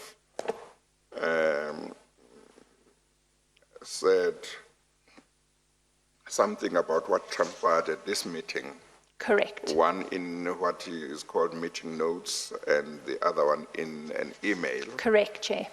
Certainly both of whom refer to Ms. Kwinana having said something along the lines that they would be locked in the room until there was an agreement. Correct, Chair. But you say both of them are fabricating the story. Chair, is 2 different people from the same company, and I'm confident that they are fabricating it. Okay, all right. Ms. Hofmeyer? Do you remember what that agreement was that they'd been I'm sent? sorry, maybe let me ask this question, Ms. Kwinana. Do you know why they would find it necessary to fabricate a story about you in terms of what they say you said at that meeting. Do you know of a reason why they would do that? No, Chair. But don't also know from anything? reading this, it looks like there has been a previous meeting. Sorry? From reading this, it looks like there has been a previous meeting, which I am not sure of, which I may not have been part of. Okay. all right. Because when they are saying Swissport was delaying the process of introducing a non-standard agreement, which means that there may have been a meeting where this standard agreement was required. And I also do not know that. So basically, to me, it seems as if this is a follow-up meeting. Ms. Hoffman? And that's your evidence of why it's fabricated, correct? I don't know why it is fabricated. And they keep referring to an agreement that they got sent in December of 2015 in these accounts. Do you remember that they were sent a draft agreement in 2015 in December? Was the agreement sent to me, Chair? No, I'm asking a different question. Are you aware that they were sent a draft agreement in December of 2015? No. I continue to be concerned about the softness of your voice, so please don't move away from the mic. It's important I should hear what you have to say. Yes, Ms. Hoffman? So you didn't make any reference to that at the meeting, is that correct? No. I also want to find out, are they saying that agreement was sent to me? Chair, if we could just indicate to Ms. Kwinana that I actually don't answer questions in these proceedings. I ask the questions. So I'm going to continue to, sorry, I don't Yes. answer questions, I ask questions. And I will happily direct you Yes, to any document. If you seek clarification, Ms. Kwinana, feel free to ask if you seek clarification, and the clarification will be required. But otherwise, the evidence leader will ask questions and you give answers. Thank you, Chair. All right. You see, both recordals of the meeting say that the point of this December 2015 agreement that had been circulated and not signed was taken up by you. But I understand your evidence to be you don't know of a December 2015 agreement that was circulated to them. Is that correct? Definitely, Chair. You don't know. I don't know. Thank you. And if I then show you that agreement that was circulated to them by Mr. Lester Peter, the head of procurement, I just want to be sure whether you've ever seen it before. You'll find that earlier in the bundle at page 291. Chair, can I ask for some guidance? Yes. So that I don't necessarily object. If one goes to page 309, those meeting notes of SAA Swissport, which Mrs. Kwinana is now being examined on by the evidence leader. If you turn to page 310, it's just written Bob Ger, I can't pronounce that name, VP Commercial. That document is not even signed. Yes, but Yes. you can raise that in your re-examination. Yes, I just want to finalize, because it is for that reason why we appear to be difficult, because generally, if anybody puts forward a document which a person is going to be asked the questions on, at least the document should be authenticated. Yes. And we know the manner of authenticating documents here in the commission is that the person who has a document puts that document in affidavit form. Which is why now my question is, why is this witness being asked on a document that is not authenticated? Ms. That Mbandwa, could come from I any- allow that she be asked on that. I've allowed Thank it. you, I Chair. allowed other witnesses to be asked questions when there is no affidavit on documents. But when you re-examine, you are free to take that issue up in re-examination. Chair, just for Ms. Mbanjwa's benefit, this is not a document that actually isn't supported by an affidavit. That's why I reference page 247, paragraph 14.13. That is where Mr. Cole introduces both his notes of the meeting and the meeting notes. And he makes it clear who the author was and that they are the records of the meeting on the Swissport side. So they do actually enter this commission, attested to on affidavit. Authentication of documents is not the point, No, I quite don't think you frankly. understand, Ms. Hofmeyer, evidence. His document comes as an independent document. Remember what you are presenting to Mrs. Ms. Kwinana. Mbanjwa, You are even if saying it is an independent document, I will allow it to be used to Yes, ask but I was just saying questions. she is wrong in No, law, Chair. She Mr. doesn't understand the basis No, of the Ms. objection. Mbanjwa, when I'm speaking, you don't speak. I will allow her to ask questions to the witness. The witness will be able to say, yes, I have an answer, or I don't have an answer. When you re-examine, you can take the issue up at that stage. Ms. Hofmeyer. So this agreement at page 291 is the agreement that Mr. Lester Peter sent to, amongst others, Mr. Cole on the 15th of December 2015. And I just wanted you to take a look at it and tell us if you have any recollection of seeing this agreement previously. No, Chair. I never saw this document before. So if none of what Mr. Cole and Mr. Gurr record as having happened at that meeting actually occurred, on your version, what did occur? What happened at that meeting? There was a short meeting, and I don't know why was it a short meeting, and I don't even remember. That's why I was saying I would not even call it a meeting. And in fact, I don't know if you have got the minutes of the meeting that could remind me what was being discussed in the meeting. But this agreement in front of me is my first time to see it here as I am sitting here. Your evidence earlier was it was a short meeting, Yes.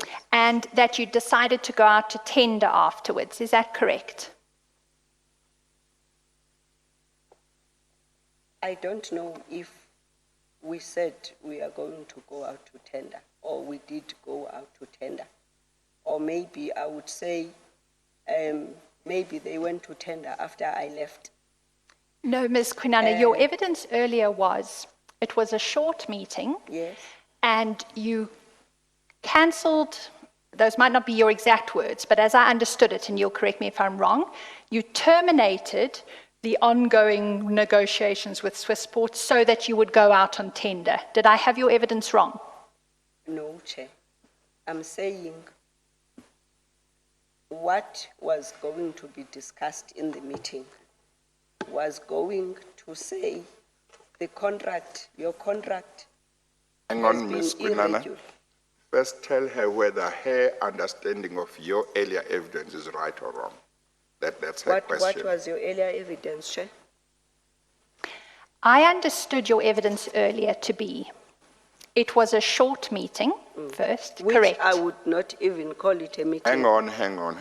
I know you've said encounter, that's fine, but let me her say tell encounter. her understanding of what you said, and then you can say whether she understood your evidence correctly. And that it was communicated to Swissport at that meeting that negotiations with Swissport were going to cease and you were going to go out to tender. Did I understand your evidence correctly? No. What did What did happen you at the say? meeting? The purpose of the meeting was to communicate that the contract, their contract has been irregular, and therefore, because now I think they were on a month-to-month basis, and therefore, if it is irregular and they are on a month-to-month basis, then it requires that it goes out to tender. That was the purpose of the meeting. What was discussed in the 5 minutes or 10 minutes or 2 minutes that I call an encounter. I don't know if we said the purpose of the meeting is what, because I don't even think that we sat down. But I don't remember what transpired that made the meeting not to happen. Ms. Kwinana, I'm struggling to understand that answer, so let me just break it down a bit. You say the purpose of the meeting was to communicate to them that their contract was irregular, correct? Yes. Was that communicated to them? That's what I don't remember because the meeting was short. And in fact, I don't know if you do have the minutes of that meeting where I would say, of course, SAA is big and we do take minutes when we do get to the meetings. So now, if in this bundle you have the minutes of the meeting, the official minutes of the meeting, please show me so that you can remind me what was discussed in that meeting. Ms. Kwinana, as I understand your evidence, it wasn't even a meeting. It was an encounter. So why would there be Yes. minutes? Then if then where are we going to with the minutes that you have just showed me of whoever? Ms. Kwinana, I Well, just want Ms. to know what you Kwinana, remember. Do you remember or do you not remember whether the purpose of the meeting was communicated to them? I don't remember, Chair. Were you the chair of the encounter or meeting? I was supposed to, what the board asked me to do, they asked me to go and support the CFO. So which means therefore that the chairperson of that meeting was supposed to be Wolf Mayor, because my brief to the board was to go and support. And therefore, if I go and support, the person who would chair the meeting, it would be Wolf Mayor. But I don't understand that, Ms. Kwinana. I thought that if there is a board member, it would be a board member rather than an executive who would chair a meeting.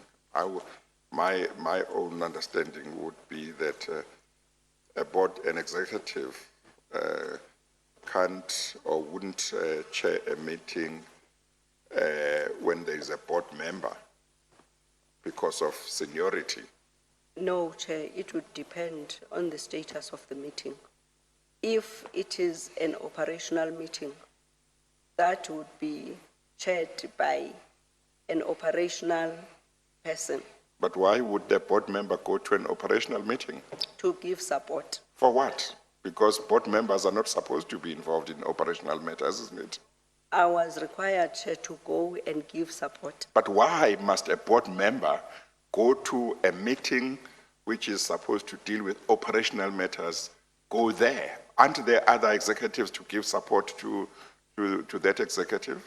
Chair, when this matter is discussed, and any matter that is discussed, there may be strategic issues which needed to be taken up to the board.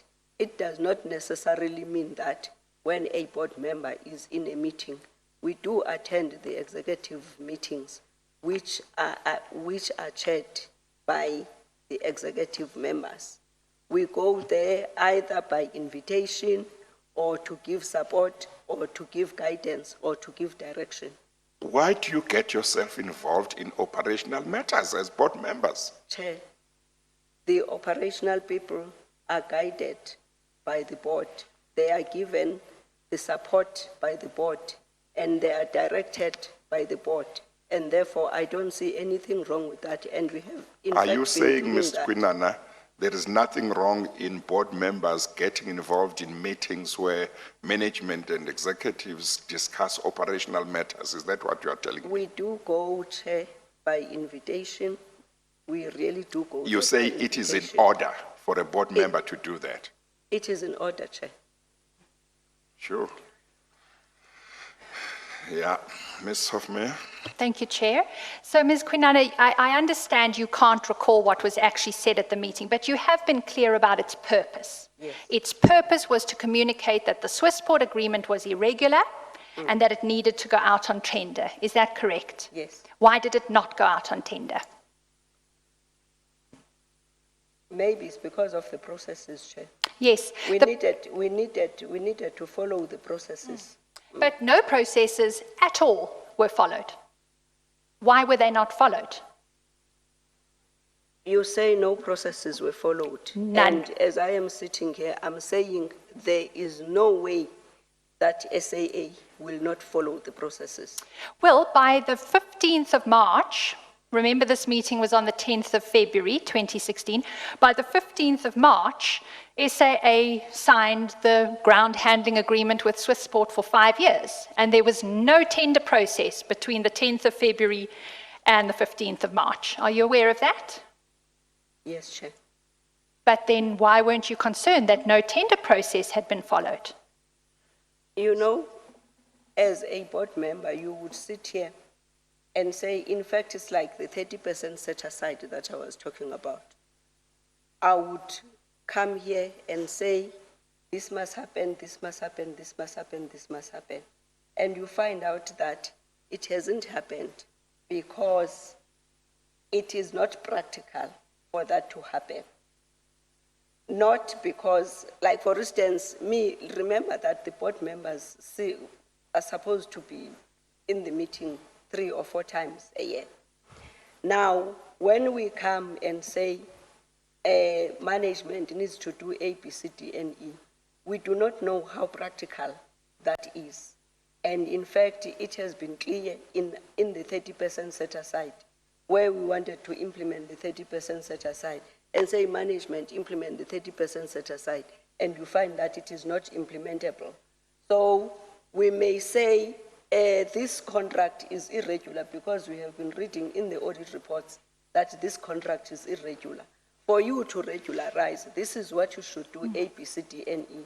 And you find out that that A, B, C, D, and E is not implementable.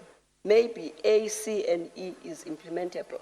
But now for you as a board member, you were thinking that A to G will be implementable. So that could be what happened there. Ms. Kwinana, so let me just get clear. Is your evidence that at no point were you motivating for a BEE partner to be brought in with Swissport to obtain 30% of the Swissport ground handling agreement? No, Chair. What we were saying about the 30% set aside was that the companies need to comply with BEE. So which means, therefore, if Swissport, and in fact, that is the reason why Swissport did not have the BEE, because they were complying in terms of the scoring. I'm sorry, I don't understand that as an answer to my question. Did you, at any point, require Swissport to partner with a BEE partner on their ground handling agreement to the value of 30%? No, Chair. No. We said to them, they must comply. We didn't say partner with the BEE. We said comply with BEE requirements. So when they were sent that draft agreement that required them to give 30% away, that was done without your authority, is that correct? Definitely. Definitely. And when Mr. Dawa was required to put letters of award together in order to facilitate the 30% set aside, and he resisted doing so, that was not coming from you. Definitely not. And what you were concerned about, I understand your evidence to be, is that proper processes were followed. Is that right? Yes, Chair. And you wanted to make sure that the Swissport agreement was proper. Regular. You did. And when you met with them on the 10th of February, and your intention was to communicate to them that they needed to go on a tender process, what did you then do to ensure that the tender process was followed? Chair, I gave the direction to say this is what should happen. The implementation is not mine. No, because operational matters are not yours, are they? Yes. But you were at an operational meeting, encounter, apologies. Your intention was to communicate that process had to be followed, and you gave direction afterwards that process must be followed. Is that correct? To give support. No, you were at the meeting for support, but you gave direction afterwards, as I understand it, that No, process must be no. followed. No, I did not give direction. You know, SAA staff is highly qualified. And SAA staff, if you're talking about the executive at SAA, you are talking about, in fact, including the manager at SAA, it has highly qualified people. So basically, when we say, in fact, in each and every meeting, when we say regularize, we don't tell them how, because we really do not have to tell them how, because of the caliber of people who are there. Well, that's also, well, I expected, I don't know what their qualifications were, but anybody who is an executive at SAA, I thought would not need, a board member's support to deal with operational matters. I mean, those people get paid a lot of money. They are supposed to know what to do. That's why I didn't understand why you would have gone to a meeting to deal with operational matters to give support to the CEO or whoever, or CFO or whoever the person was of SAA, because those people should be able to handle those things without a board member coming to give them any support. Chair, the issue of ABEE is a strategic issue. And therefore, that's why I was required to go and give support and report to the board. But a CEO is supposed to give strategic direction, leadership to the whole organization as well. He knows those things. He's supposed to know what the priorities of the organizations are. He's supposed to know what the objectives of the organization are. He's supposed to know what legislation must be complied with. And if he doesn't know, he can seek legal advice. Chair, that means your argument is saying there must not be a board at all because the CEO is able to be strategic. No, And therefore, there is no need for the board to the be board there. might give the overall strategy, but in terms of who sees to the implementation is the executive, isn't it? And the CEO is at the top of that. Chair, I was required to go and give support. Yes. And in fact, I did not, I did give the support and I reported to the board. What form of support did you give in practical terms in that meeting? Also, Chairperson, to make sure that I am there and whatever the information that they would ask, I would also give direction and I would state how far are we with the implementation of that and what is National Treasury saying and what is DTI saying. So basically, that's the support that I would give. Ms. Hofmeyer? Just want to pick up on one or two things. You said that South African Airways has highly qualified people. Oh, is that yes, correct? Does that definitely. include their lawyers Yes, in the legal department? yes, Chair. You would rely on them regularly. Is that correct? Yes, Chair. And another thing I just wanted to pick up on, you said your view was that the Swissport agreement was irregular and it needed to go out on tender, correct? Yes. So when in March a contract was concluded with Swissport without having gone out on tender, did you raise concerns about that? Chair, the contract was not concluded on the 26th of March. I didn't say the What 26th was- of March, I said in March. In March. The contract was not concluded in March. Of 2016. Yes. The contract was not concluded. And in fact, for the reason that I have been saying that we as the board would say do this and you find out that to correct that does not necessarily mean that management must do what the board says. But as long as they correct it to make sure that we are not exposed. Why do you say the contract was not concluded in March 2016? It's because it was not Apologies, Chair. concluded. Sorry? Apologies, Chair.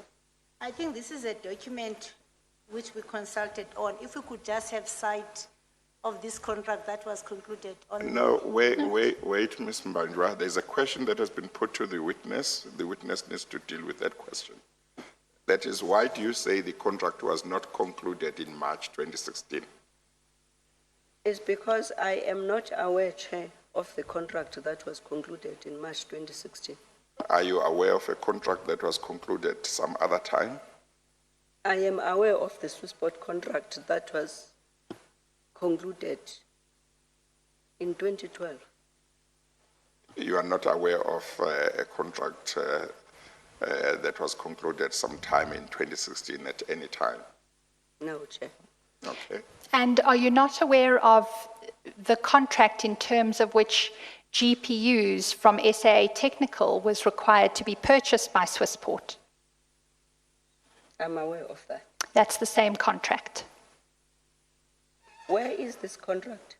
Is it here in this bundle? You're aware of the contract that required Swissport to buy GPUs from SAAT. Is that your evidence? Yes. But you're not aware of the contract that was concluded for them to provide ground handling services for 5 years from the Yes. 1st of April 2016? Yes. Okay, they are the same contract. I'll take you to them. It's in the same, no, sorry, which bundle? Oh, I now need to go to Exhibit DD1919. DD25. You were in DD25. We're now going to DD1919. You'll be assisted Somebody will with give that. it to you.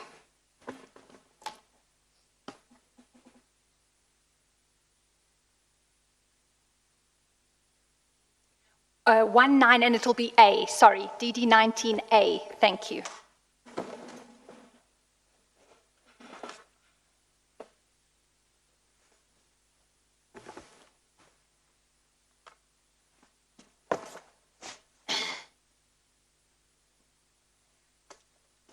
Oh, are we done with this one? We're done with DD25 for now. DD25, you want us to put it away? We won't need it immediately, no. So you can just have DD19A in front of you. And Chair, we'll be picking it up at page 132.44. 132.44. Okay.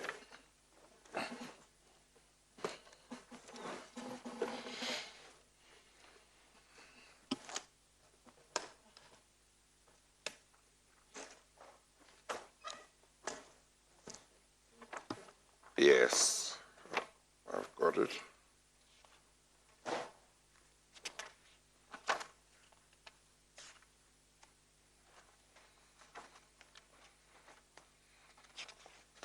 One 132.44.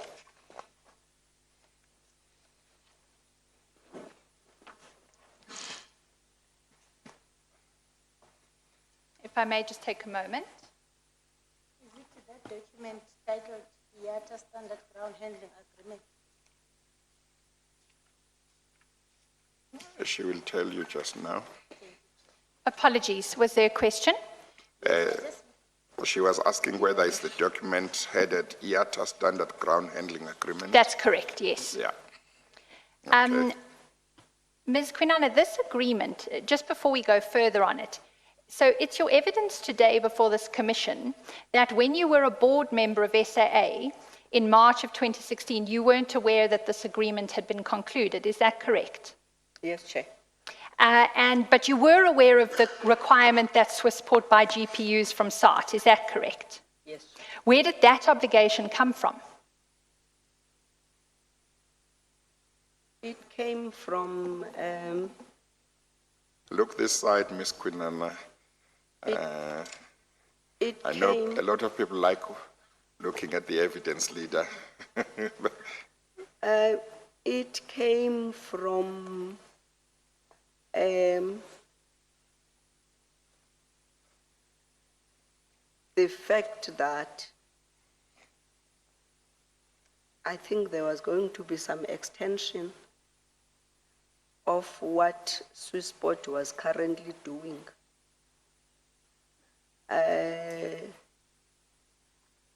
Where basically, I think SAAT had bought with the previous contract, I think it was 2015, SAAT was supposed to do the in-source other things that they were doing, which required the ground power units.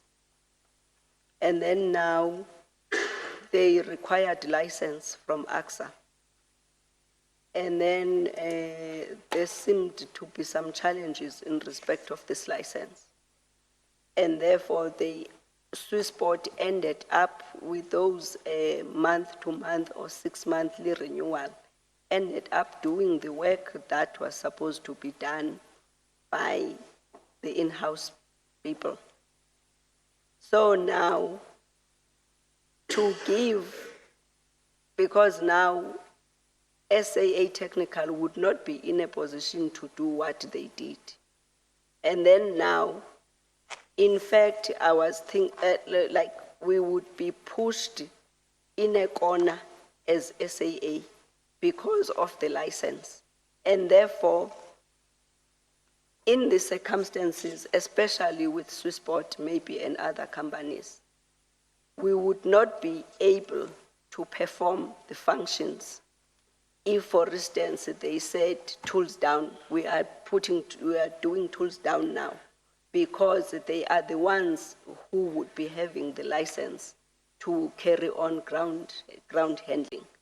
So it is for this reason that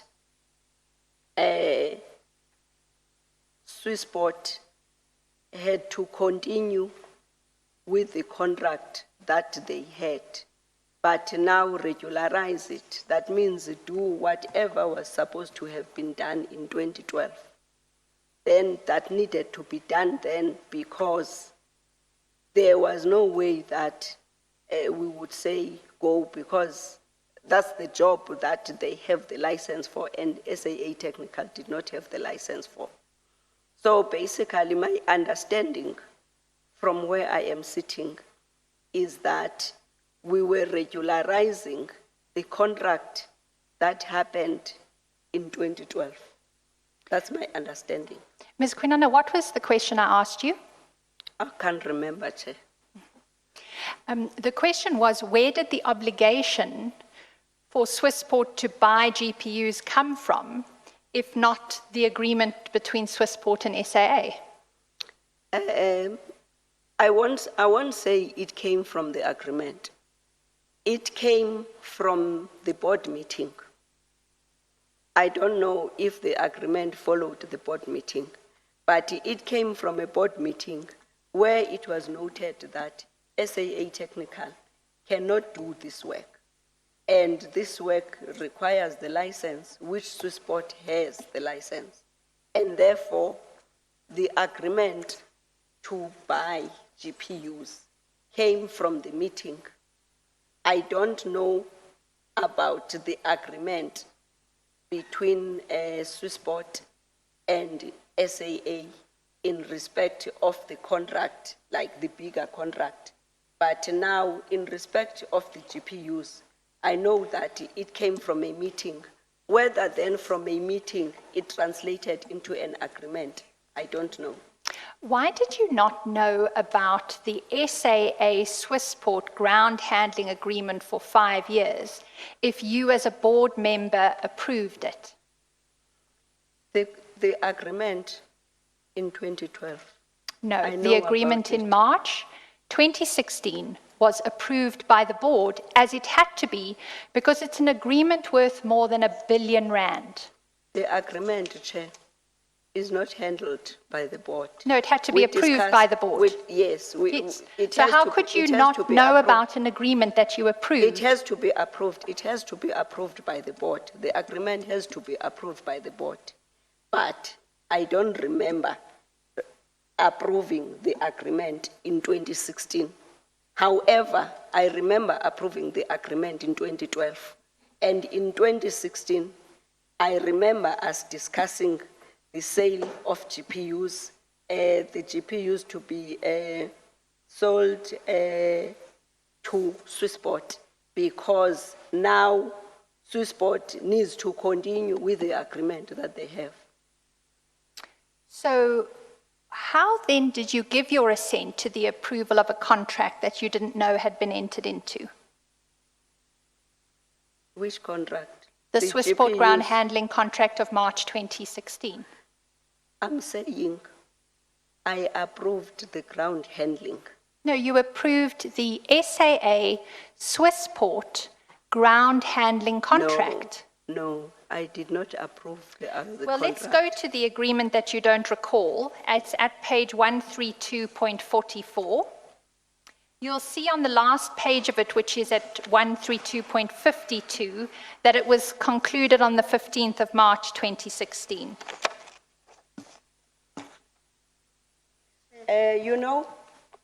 What is the last- I'm think- sorry? I think what will work for me is the board resolution that results from this. Because I'm not responsible for the agreement, but I'm responsible for the decision of the board. So, Chair, I've just begun by directing Ms. Kwinana to the agreement that was concluded. Yes. Do you see that, Ms. Kwinana? Yes, Do you see that it was concluded in March of 2016? yeah, it doesn't matter with me, because as I said, I'm responsible. You need to show me the Hang board on, hang on, hang resolution on. that Hang on. results from Ms. this. Kwinana, hang on, just answer the question she's asking you. Don't answer questions she hasn't asked, because then it will waste time.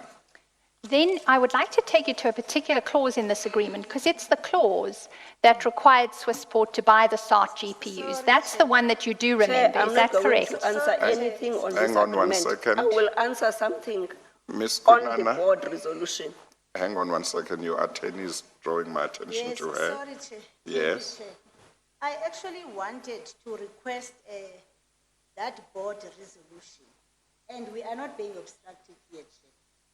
The witness has said many times that she was a board member, so what she would approve would be contained in the board resolution. Why shouldn't that wait until you re-examine Ms. Mbanjwa? No, the witness, Chair, is wanting the board resolution. and Yes, Ms. but the Hoffmeyer is evidence not leader, giving the evidence leader is directing what she is doing, and you are here to look after the interests of the witness. You will pick up what the witness wants, and when you re-examine, you will go there.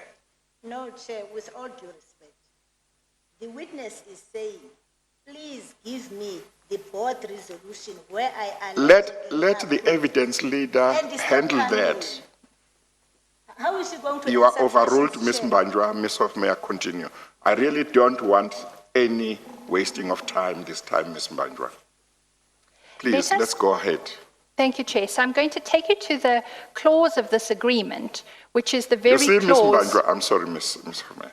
The more you interrupt Ms. Hoffmeyer while she's questioning Ms. Kwinana, the more the impression is you are trying to assist Ms. Kwinana when she might not be needing your assistance. She is able to deal with the questions on her own. No, Chair, I disagree.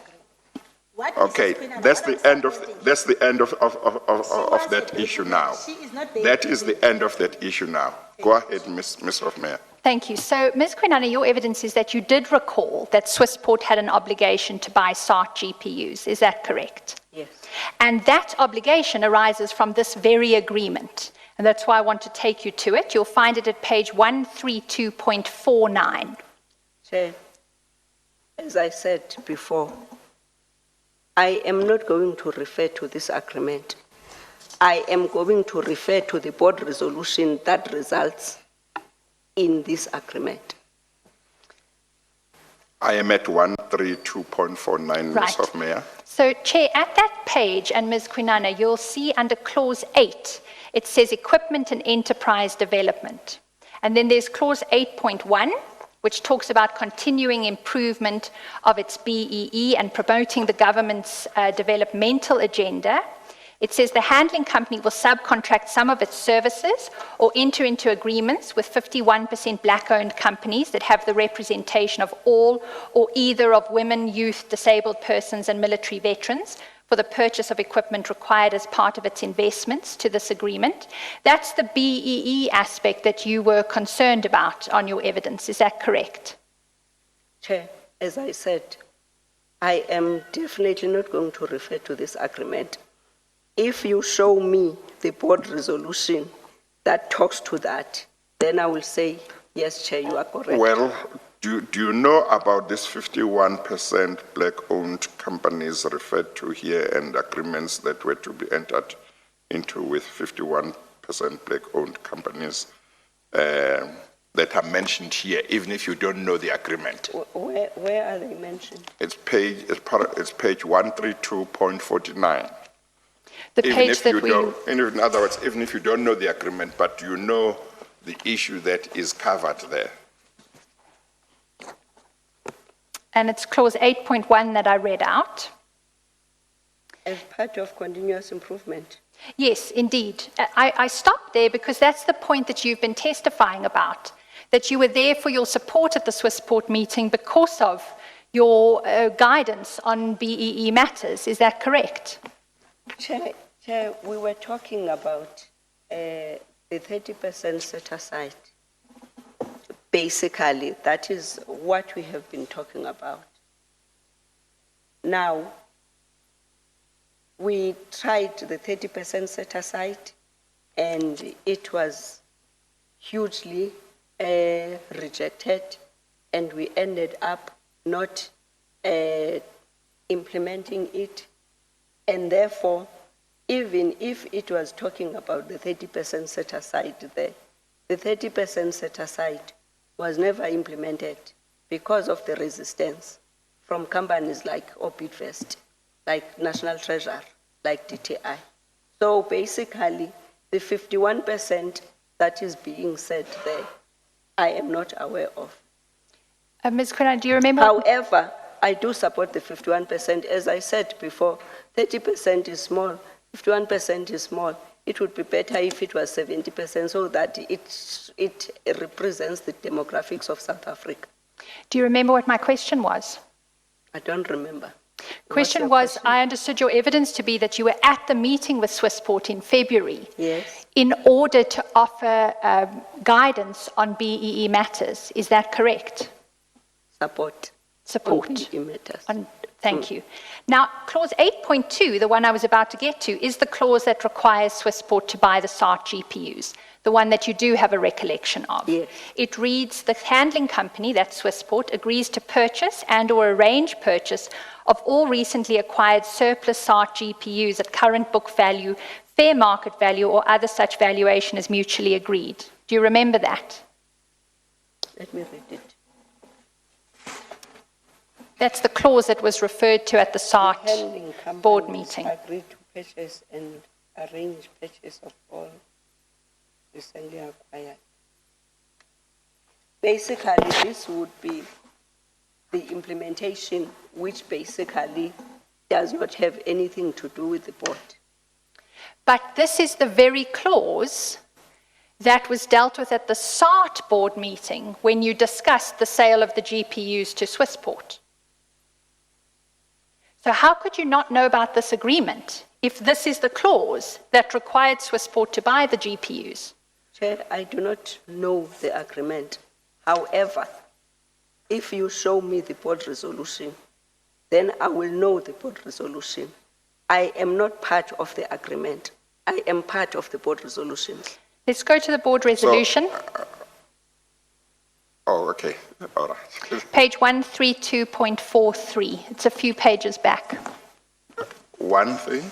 132.43. 132.43. Yes, Chair.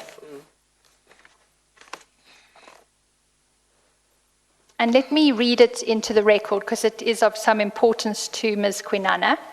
This is the SAA Board of Directors written resolution number 2016/B05. Request for SAA Board to approve the terms and conditions of the Swissport SA contract and note the contract duration period effective from 1 April 2016 until 31 March 2021 for ground handling services and cargo services to be rendered at South Africa, at Johannesburg, Cape Town, Durban, Port Elizabeth and East London. And then the document records, the board by round robin 2016/B05 as of 14 March 2016 resolved to, number 1, approve the contract to be entered into with Swissport South Africa for the duration of 5 years, commencing on 1 April 2016 to 31 March 2021, covering ramp handling, PAUs, wheelchairs, GPUs, and airside crew transport to be rendered at Johannesburg, Cape Town, Durban, Port Elizabeth, and East London with the following conditions. A, Swissport South Africa to acquire all GPU equipment that has been purchased by SAAT. And B, Swissport South Africa to enter into a contract with a BEE company that has representation of black women, youth, military veterans, and disabled persons, from which Swissport will purchase all their equipment required for the SAA contract. 2, note the feedback of the negotiations and approve execution of the contract with Swissport South Africa. So, Ms. Kwinana, you did approve the contract, correct? This is the approval of the terms and conditions. And note the contract duration. That's basically what we approved here. Yes, but until this moment, you have no knowledge of this contract, correct? Maybe I would say, to me, that is not a contract because the contract was entered into in 2012. No, the contract was entered into in March of 2016, and as a board member, you were required to approve its terms and conditions. How could you approve its terms and conditions if you had no knowledge of the contract? That's what I'm saying. I had the knowledge of the contract that was entered into in 2012. Right, No, so you approved? Ms. Kwinana, you know that Ms. Hofmeyer is not talking about the 2012 contract. She has told you that quite a few times. We're talking about the contract of March 2016. This resolution is about that. This resolution, Chair, maybe it's because I'm not a lawyer. This resolution, basically, for me, it is noting the contract duration and approving the terms and conditions. Yes, now, did you not approve so- the contract, the terms and conditions of the contract then? Yes, we approved. You the did terms and approve. conditions. So how could you approve a contract that you did not know? Because you have said you don't know that contract. I've just stopped you from going back to the 2012 contract now to remind you that Ms. Hofmeyer is talking about the March 2016 contract. Now, she has shown you a resolution. You agree that you approved. So how could you have approved a contract without knowing it? Considering that it is stated like this, Chair, if you say, then I approved here, that is fine. Let us continue, Chair. No, but the question remains, how could you have approved a contract you did not know? Chair, I didn't think that this is a contract. I thought we were approving only the terms and conditions, not the whole contract. The whole contract would have the whole lot of Ms. things, Kwinana, including the price and everything. Ms. Kwinana. And then the terms of conditions. Ms. would be- Kwinana, Chair. you are a chartered accountant. You are a chartered accountant. You have said you approved this contract. Initially, you said you didn't know about this contract. You were shown a resolution. You accept that you approved the contract. Now, what are you saying? I'm You say saying, you Chair. don't know the contract. You know the terms and saying- conditions. I'm saying, Chair, My knowledge of the contract. Sorry? I'm saying, Chair, my knowledge of the contract. When Ms. Hofmeyer is saying, I am approving the contract will start from page 1 up to the last page. However, the terms and conditions would be part of the contract, not the whole contract. And therefore, Chair, Precisely because the terms and conditions of a contract are part of the contract. It is precisely because of that that you should know the contract if you say you approve the terms and conditions. What is perplexing is that you say you don't know the contract, but No, you know Chair. the terms. no, Chair. I'm saying my understanding is that, as I was saying, the terms and conditions would be included as part of a bigger document. That's what I understand. Yes. That's number one. Number two, these terms and conditions of this contract, my understanding was that they were the terms and conditions of the contract that was entered many years ago.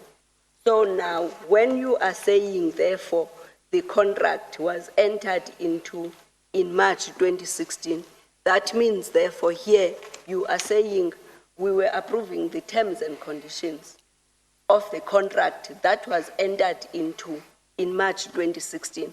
But now my question would be, why would we approve only the terms and conditions instead of approving the whole contract? I mean, Ms. Kwinana, you can't know the terms and conditions of a contract without knowing the contract.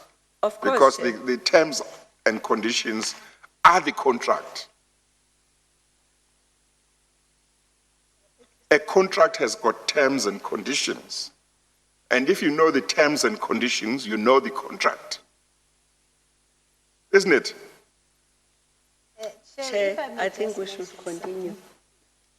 Ms. Kwinana, do you accept what I'm saying, that a contract consists of terms and conditions?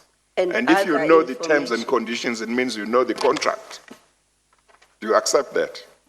And other information, Chair. Sorry? And other information. Yes, but we're not talking only about the other terms. information. We're talking about the terms and conditions.